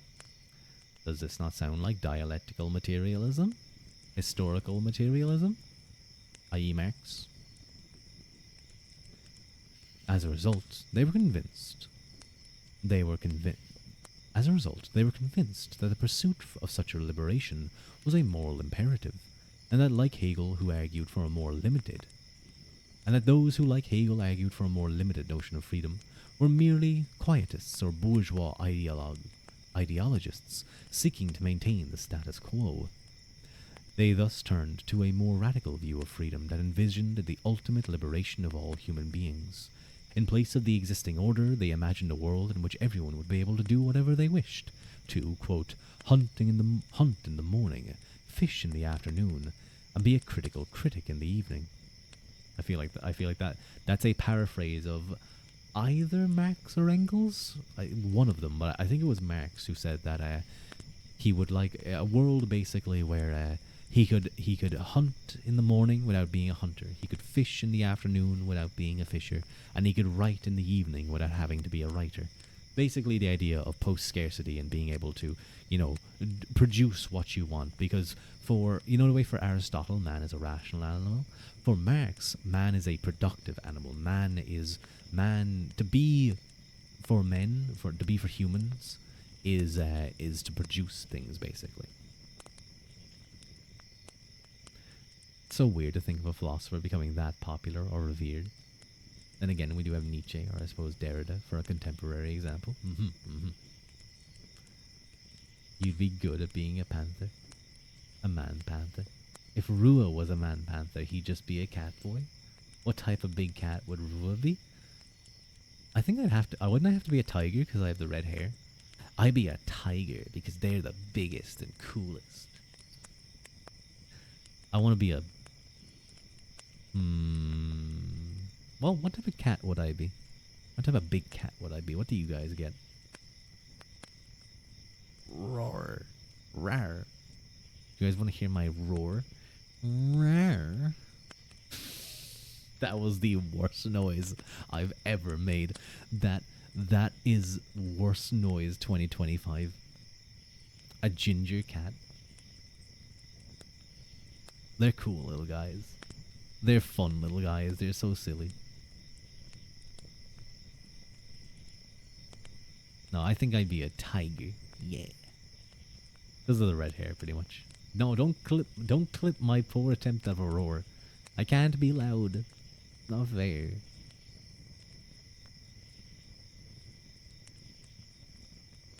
However, such universal freedom and prosperity could only be achieved if nature were completely mastered, i.e. post-scarcity. To achieve this goal, they believed it would thus be necessary to free human productive forces by means of a revolutionary overthrow of the existing political and social order. In this way, the artificial constraints of the productive power of technology would be removed, a superabundance created, and all want eliminated. Radical Hegelians thus abandoned Hegel's notion that humanity had already attained its historical goal, which in their minds was near, but which could only be attained through one last apocalyptic act of violence. In this way, these radicals returned to the millenarian politics that Hegel had sought to constrain. In doing so, however, they also returned to the same Enlightenment optimism about human progress that had characterized earlier historical thinking, that had played such an important role in the extremism of the revolution. This view of history as progress was severely shaken by the cataclysmic events of the first half of the 20th century. The world wars, the Great Depression, the rise of totalitarianism, and the Holocaust. What had gone wrong? Modernity, which had seemed on the verge of providing universal security, liberating human freedoms from all forms of oppression, and producing an unprecedented human thriving, had in fact ended in a barbarism almost unknown in prior human experience. The tools that had been universally regarded as a source of human flourishing have been the source of unparalleled human destruction. And finally, the politics of human liberation had proved to be the means of human enslavement and degradation. The horrors evoked by these cataclysmic events were so overwhelming that it called into question not merely the idea of progress and enlightenment, but also the idea of modernity and the conception of Western civilization itself. At the heart of the matter were the unsolved contradictions that had bedeviled modern thought from the beginning. The modern idea of history was an attempt to reconcile freedom and necessity, but as Kant had shown, such a reconciliation was impossible. Freedom is understood to be the goal of history, but history itself is imagined to be a necessary process. To put matters in the terms of our earlier argument, history is imagined in a Pelagian fashion, to be the product of a free human willing, but at the same time the unfolding of history is imagined to be guided by an invisible hand, or the cunning of reason, or by dialectical necessity. The fact that this motion is imagined to be necessary or preordained is an indication of the concealed theological assumptions that underlie such a view of change. This view, as we have seen, contradicts the notion that humans act freely. This contradiction, however, is not obvious, and in practice is not troubling when things seem to be moving in a positive direction. Thus, as long as history is identified as manifest destiny, or the spread of civilization, or procession of God through the world, as Hegel put it was not particularly troubling. The series of catastrophes that befell humanity in the 20th century called this positive or progressive notion of history into question. From this perspective, the hidden hand looked more like the hands of Satan than of God, the cunning of reason more like the diabolical shrewdness of an evil deceiver than the will of a beneficial deity, and dialectical necessity more like the iron chains of tyranny than a path to freedom. In short, the dominant Pelagian view of history as a product of free human willing gave way in the midst of these troubling times to a more Manichaean vision of historical change that saw individuals as mere cogs in a machine and moments in an inhuman causal process. That was a lot. That was a really well written section, I think. Hello, Brody 2 Point. Welcome in. That was a really nice section. We're almost there, I think. We have 2 pages, pretty much. Such a view of history was not new. Counter-Enlightenment thinkers such as Rousseau had already argued in the 18th century that the development of the arts and sciences had not only improved humans, but actually made them worse.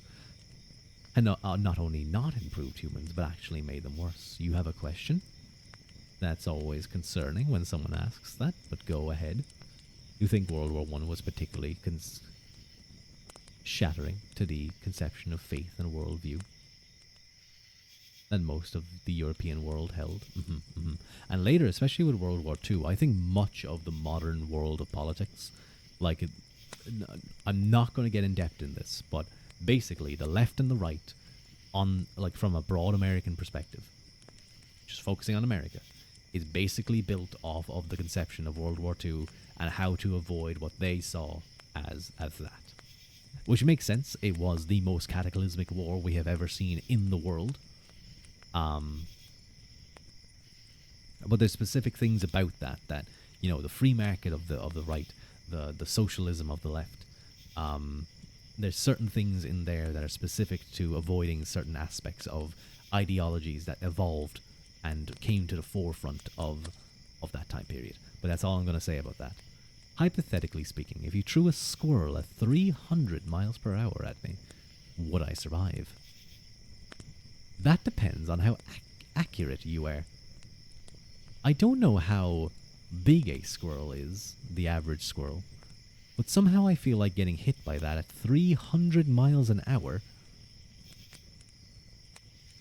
would probably kill me. 300 miles an hour is very fast.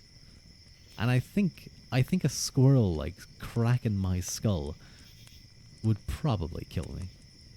Or I might get really lucky and it just fucking turns into mist the moment it hits me. There's no solidity to it. It just kind of splats right in the middle of your head. bullseye on my skull, yeah, that's death. On the hardness of the projectile, yeah, that's kind of what I'm thinking. You know, the squirrel could go split. Depends on the hardness of the. Oh, wait, I read that. Or straight in the chest. I would try and dodge, and fail, and die.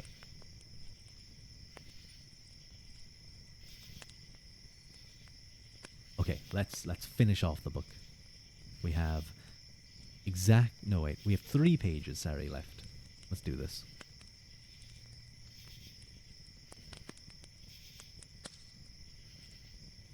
Such a view of history was not new. Counter-Enlightenment thinkers... Oh no, we read this part. The arts and sciences had not only not improved humans, but actually made them worse, depriving them of a happy natural existence and replacing it with a miserably alienated and conflict-ridden life of modern society. Elements of this counter-Enlightenment vision of history persisted in the thought of thinkers such as Tocqueville, who saw the dark underside of what they recognized as human progress. More decisively, the late 19th century thinkers such as Nietzsche viewed history more pessimistically. In this view, European history since Plato had been a process of decline, and while he hoped that this process could be reversed by an act of titanic will, he knew that decadence and degeneration might well continue to increase and spread. Building on this view in the aftermath of the First World War, thinkers such as Spengler and the decline of the West, Husserl, the crisis of the European sciences, and Heidegger presented a much darker image of the historical destiny of European humanity. Heidegger argued that European humanity had been in continual decline since the time of the pre-Socratic Greeks. In fact, Europeans had sunk to such depths that they were no longer even capable of recognizing their own degradation. In his view, modern human beings believed that they were becoming masters and possessors of nature, when in fact they were being enslaved by the very technology that they imagined to be the means of their freedom, of their liberation. This technology, in fact, converted humans into mere raw material for a productive process that was itself an aimless and pointless pursuit of nothing other than more production. Some people may refer to capitalism as production for production's sake. I wonder where that comes from. In this way, the Manichaean vision of a demonic force at the heart of things that so concerned Luther, and that resurfaced on a number of occasions in the development of modernity, comes to light as a dominant force behind history, as the dominant force. The idea of history had its origins in the attempt to make sense of the modern project in light of the contradictions that became increasingly evident in the Enlightenment. The idea of history, however, is rent by these same contradictions. The idea of history itself, however, it too vacillates between a Pelagian notion of individual freedom and a Manichaean notion of radical determinism. We see this in the development of history as an explanation that replaces philosophy and metaphysics in the 19th and early 20th century, but also in our continuing efforts to make sense out of modernity. This is particularly evident in the prevailing debates about globalization in which we began our discussion. The initial image of globalization that came to predominate the period after the fall of the Berlin Wall rested on a liberal view of history and society that saw human development as a result of an increasingly intertwined interactions of human beings connected by free trade and almost instantaneous communication. This was a liberal vision of a process that many believed would produce global peace, freedom, and prosperity. This extraordinarily positive view of globalization rested on a faith in the hidden hand of the free market and a sense that the dialectic of history had finally reached the end that Hegel had predicted. Those who held this view imagined worldwide economic development, a growing tolerance for all kinds of differences, and an end to oppression and realization of human rights, the spread of democratic government, and peaceful and fruitful cultural interchange. Opponents of globalization, by contrast, saw the process not as motivated, not by free choices of individual human beings, but by the logic of global capitalism, or the demands of world technology, or the needs of American imperialism. I have a note here circled that's definitely. I'm going to briefly read through this note myself. No, you know what? Oh my god. Whoa, these notes are really big. This is like another 2 pages. Fuck it, let's do it. This nightmarish vision of globalization is rooted in post-structuralism, which is itself deeply enmeshed in the concealed theology of modernity, building on Saussure. Structuralists such as Levi Strauss, Althusser, and Lacan argue that culture, economic life, and the psyche had to be understood on a linguistic model as self-contained social systems, rejecting both functionalist explanations that focused on ends and purposes and causal explanations that looked at individual desire and choice. They instead focused on the structures, practices, and orders of social life. This approach left no room for individual freedom. In contrast to Sartre's emphasis on human freedom, they emphasized the ways in which social, economic, and cultural structures reproduce themselves by habituating human beings into social roles. Their work in this sense was anti-humanist. They also abandoned the notion of historical development. Whereas earlier Marxists had imagined the evolving structures of socio-economic life to be the result of universal historical processes, structuralists imagined that each culture was particular and autonomous. That made the plot of that Scorn video game, Jason and the Heidegger concept, make much more sense now. He just had a brain blast. Oh no, what's up? Please rest. Please take care of yourself. The successor generation of post-structuralists moved in a radical direction. They rejected universalism, rationalism, the Enlightenment, and all grand narratives, whether they promoted progress, the nation, the people, or the working class. In their view, these notions were part and parcel of Western imperialism that sought to dominate and subordinate less developed cultures of the world by bringing them within the circuit of global capitalism. Man, we're getting fucking political on this stream all of a sudden. This is kind of what happens once we move into this period, just naturally. Derrida, Foucault, Deleuze, Lyotard, Baudrillard.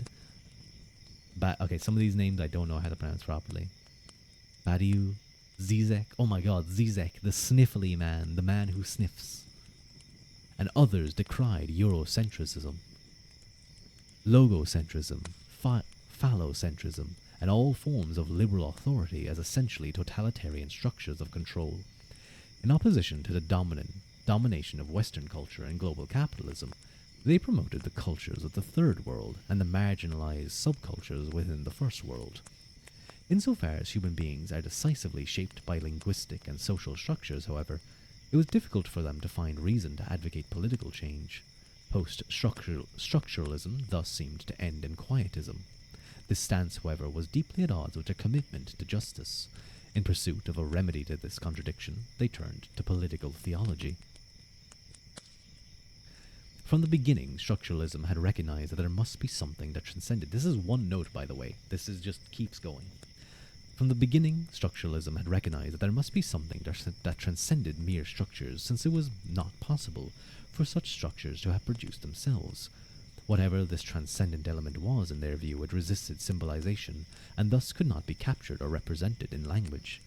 Building on Heidegger's notion of radical alterity of being, and the work of Levinas and Benjamin, this transcendent element was conceived as the real by Lacan, the impossible by Derrida, and the sublime by Zizek. To take only 3 examples. Post-structuralists in this way found their way back to something like the Christian or Jewish notion of transcendence, back to a hidden God. This hidden God was the basis for their political theology, which draws heavily on Carl Schmitt and is essentially Gnostic. Within the symbolic realm of language and social structures, everything is determined by its difference from something else. The transcendent itself, however, is not subject to contradiction and division. As Lacan argued, it is not differentiated. or as Derrida puts it, it is infinite justice. It is knowable, however, only by means of revelation. Humans cannot discover, intuit, or deduce it, but only wait on its arrival. In this way, almost all post-structuralists accept Heidegger's claim that only a God can save us. It is their task to find the magical word that can conjure up this God. Thus, Lacan hoped that his text would give the reader a mystical experience that would open up a way to experience the transcendental, or the transcendent. Zizek, no, it's like Zizek, or something like that, Zizek, similarly hopes that his work will call the sublime forth into the symbolic realm, and thus provide the basis for a transformation of the existing totalitarian social order. The Gnostic impulse at work here is clear.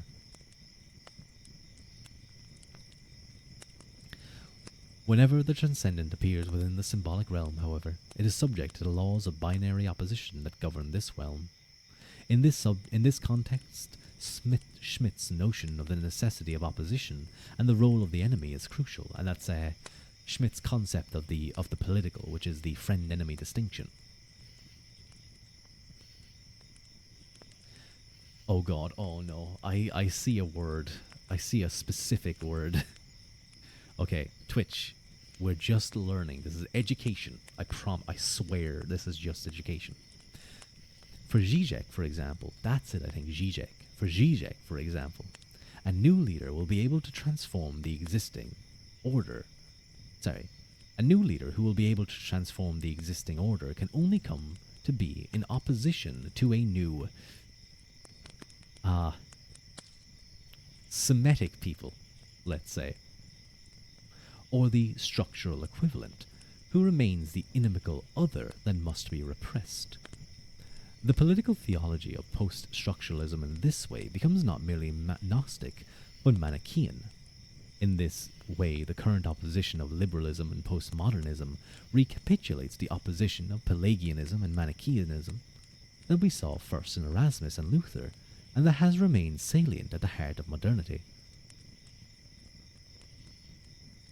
I think that was a worthy thing to read, and now we begin the last page. Back to our text. So we just talked about how some see the spread of democracy and freedom and all that, and now we had the part about the logic of global capitalism and world technology or American imperialism and so on. In this Manichaean vision, globalization, typically understood as a triumph of global markets, leads not to peace, freedom, and prosperity, but to war, enslavement, and immiseration. Globalization institutionalizes inequality, promotes wage slavery, props up authoritarian regimes, undermines traditional social structures, crushes indigenous cultures, and despoils the environment. While these two views of globalization are deeply at odds with one another, they share a set of common values. Their disagreement reflects the opposing views that we have noted throughout our discussion, and it betrays in this way the concealed metaphysical and theological commitments within which we think and act. Hello, Mike. I'm sorry I missed that. This footnote is longer than the paragraph it came from. Yeah, it was that footnote was like four or five whole paragraphs. Hello, Mike. It's nice to see you. It's nice to see you, Mike. Hello. You're finishing the book today? I am. Dee's model is so pretty. It is. It's such a pretty model. It's a really pretty model. Don't tell her I said that. Don't tell her I said that I think she's pretty. Especially you, Gusto. As deeply at odds as these proponents and opponents of globalization are, they generally remain within the horizon of Western civilization. For example, they generally share a belief in the value of tolerance. They generally share a belief in the value of tolerance, peace, freedom, equality, rights, self-government, and prosperity. They disagree only about whether globalization will bring these goods about, and if so, whether they will be equitably divided. What if she's watching Gusto snitching? Mr. Ua said.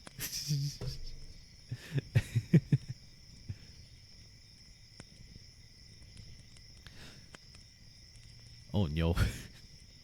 We're back to Fujo's Never Snitch. Yeah. Okay. Remember, this book kind of started with a reference to the attacks of 9/11 and kind of the developments from that. Last two paragraphs could be a little spicy, but we'll get through it. The attacks of 9/11 drew varying responses from supporters and opponents of globalization. For those who took a more liberal view of globalization, these attacks were the act of a few benighted religious fanatics who were anxious to derail modernization and the spread of liberalism in their traditional societies. The solution seemed equally clear to them: eliminate or neutralize these fanatics so that the great mass of people in the Islamic world could pursue their desire for a better life by participating in the global economy and joining the march to modernity. Those who opposed globalism, on the contrary, saw 9/11 as a legitimate, or at least understandable, form of resistance to global injustice, the response of those who had been exploited by the system of global capitalism and American hegemony. From this perspective, the solution to the problem of terrorism was to end American imperialism and American support for authoritarian governments in the developing world. Both sides of this debate, however, found it difficult to sustain their explanations in the face of succeeding developments. It has become clear that the preference for Islamic beliefs and practices is much deeper and more broadly shared than the liberal defenders of globalization initially believed. It has become obvious that the values of the Islamic fundamentalists, intolerance of different religious sects and lifestyles, obviously he's talking here about kind of, the extremist levels, the denial of rights of women, and a marked preference for theocracy. We've seen this now with Afghanistan. The Taliban just kind of rolled back in. The Americans just kind of left. That was interesting. Are deeply at odds with the core beliefs of the opponents of globalization. The failures of both explanations suggest that we may need to examine the question of Islam and the West more carefully. The argument presented in this book presents a first effort to come to terms with the implicit metaphysical and theological commitments that characterize our often concealed tradition. We can only begin to take Islam seriously if we recognize the way in which Muslims' views paralleled, intersect, and veer away from our own. Thus, only by coming to terms with our own tradition can we hope to transform the current clash of our two cultures into a more productive, although undoubtedly at times still painful encounter of beliefs and ideals. It is imperative that we make the effort, for if we do not, we are almost certainly doomed to clash on a different kind, not in the realm of idea, but on some it's a poem here, but on some darkling plain, swept with confused alarms of a struggle and flight, where ignorant armies clash by night. There is then a epilogue. I think what I'm going to do is I'm going to read the epilogue later on my own, and we'll see. I'll see if that is okay to read. The ending made for quite the oomph. Didn't expect it to go as hard as it did. I believe the ending kind of goes into a bit about like trying to trace certain developments in Islam that were very similar. Because you had like Maimonides. No, Maimonides Jewish. You had Avicenna and certain groups like that very much were similar to Averroism, for example, that were kind of similar to the scholastics, the Christian scholastics. Not exactly the same, obviously. They would be very different, but were at least in a similar vein. And you had various developments in Islam, but I'm not someone who has much knowledge on Islamic theology or its general history. So I definitely can't speak about that. I think he goes into it a little bit, but I think I've seen critiques. I think I read a few reviews of the book that did critique this section of the book, like the later part, the epilogue. So I'll give it a read. I'll see if I'm okay with reading it on stream. Maybe not. But yeah. That was, for the most part, The Theological Origins of Modernity by Michael Allen Gillespie. And I know there were times where I would do a reading stream and I would read a page or two. But I do hope that if you were just listening through on VODs or something and skipping all my other talk, that you did enjoy it, as I certainly did. And I still think it's one of the most enlightening and interesting books that one can read. Hello, Hyperace. How are you doing? I'm doing pretty well.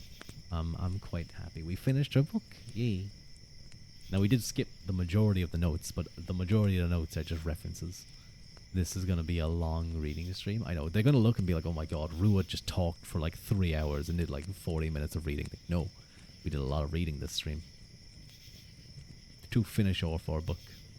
Yay. We finished our book. Yay. But yes. The ending of this book does, because it pretty much traces from like early scholastic high middle ages, and even before then, into the modern day. It covers a lot of ground, and it does so very well. I feel like at times it kind of repeats itself a little bit too much, but obviously I guess he wants to cement certain things and really hammer home certain developments, the moves between Luther and Erasmus, Hobbes and Descartes, especially Hobbes and Descartes. It seems like for him that's like one of the big things. The bits and pieces you caught make it a fascinating read, surprisingly accessible and very systematic introduction of such broad material. It goes in one ear and out the other. I'm glad to hear it, Haru. There's a lot of space in your head, and it allows for the free movement of words to pass through. You're struggling to read, chat. What's up? Please rest and feel better soon. Let understand what Ru is saying. Brother, rest. Brother, please rest. I am begging you.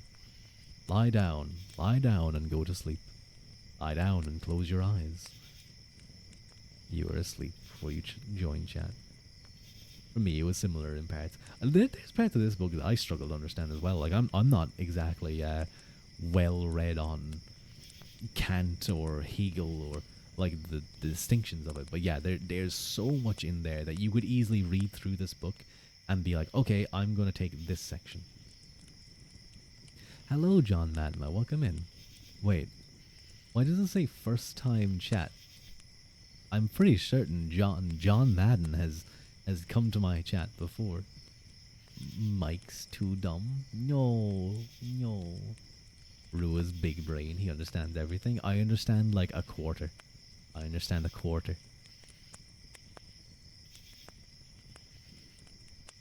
Maybe John.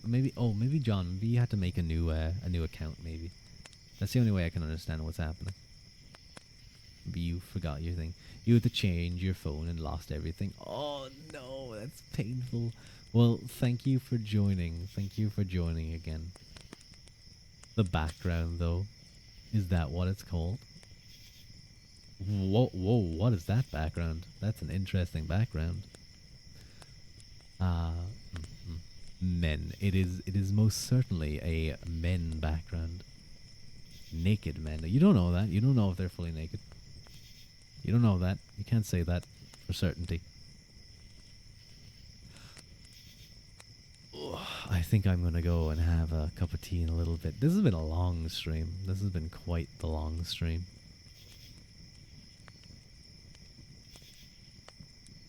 What the hell is Mikan doing? She's streaming on Linux. Dude, I fucking love Mikan the mink. I look at her stream for like a second and all I hear is, "You're so black. I'm so black-pilled I should die." Or something like that. Or I think she said, "You're so black-pilled you should die." Oh, she's such a silly girl.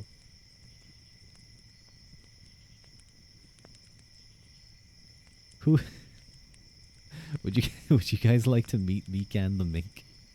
She's very fun. I raided into her ages ago when I was still a little PNG, and she drew me, and it was really sweet of her. Let's no, not men this time. Not men. She hates men. She likes women. So put a WO at the end of that. No, you know, let's be normal. Let's be normal. Let's have a normal raid this time around. No. No, please. Just have Mink. Just have Mink. Just have this, please. Just do this one. I beg you. please do the mink. Don't be weird. Mikan's really cool though, genuinely. Whoa, man. Whoa, man. No mink, you guys will mink, or I will be very angry at you. But yeah, Mikan's kind of a wild card. I just anticipate that she says she's doing so well these days. Freedom isn't free. I don't know what's going on. Okay, Linux is free. Okay. I am going to leave you guys go. I think it's time to raid off into Mikan the Mink. This is going to be the end of the ASMR because she is loud and cute. She is definitely a cute girl doing cute things. One of my favorite things about her, I don't know if she still has it, but her BRB screen is so good. It's her pissing, like she's standing up and she's pissing into the sea, and she's like, but like, you know, the way she's it's a guy pissing stance. You guys might see it. Anyway, you guys will get what I mean. Gyda mila mahagot and slán go fóill, and I will see you guys. Wait, hang on, I still have to click the start raid stream. The start raid button. Let's just wait a moment or two. Let's just wait a moment or two for that to start. Just have to awkwardly. No, it's her pissing. It's her pissing that way.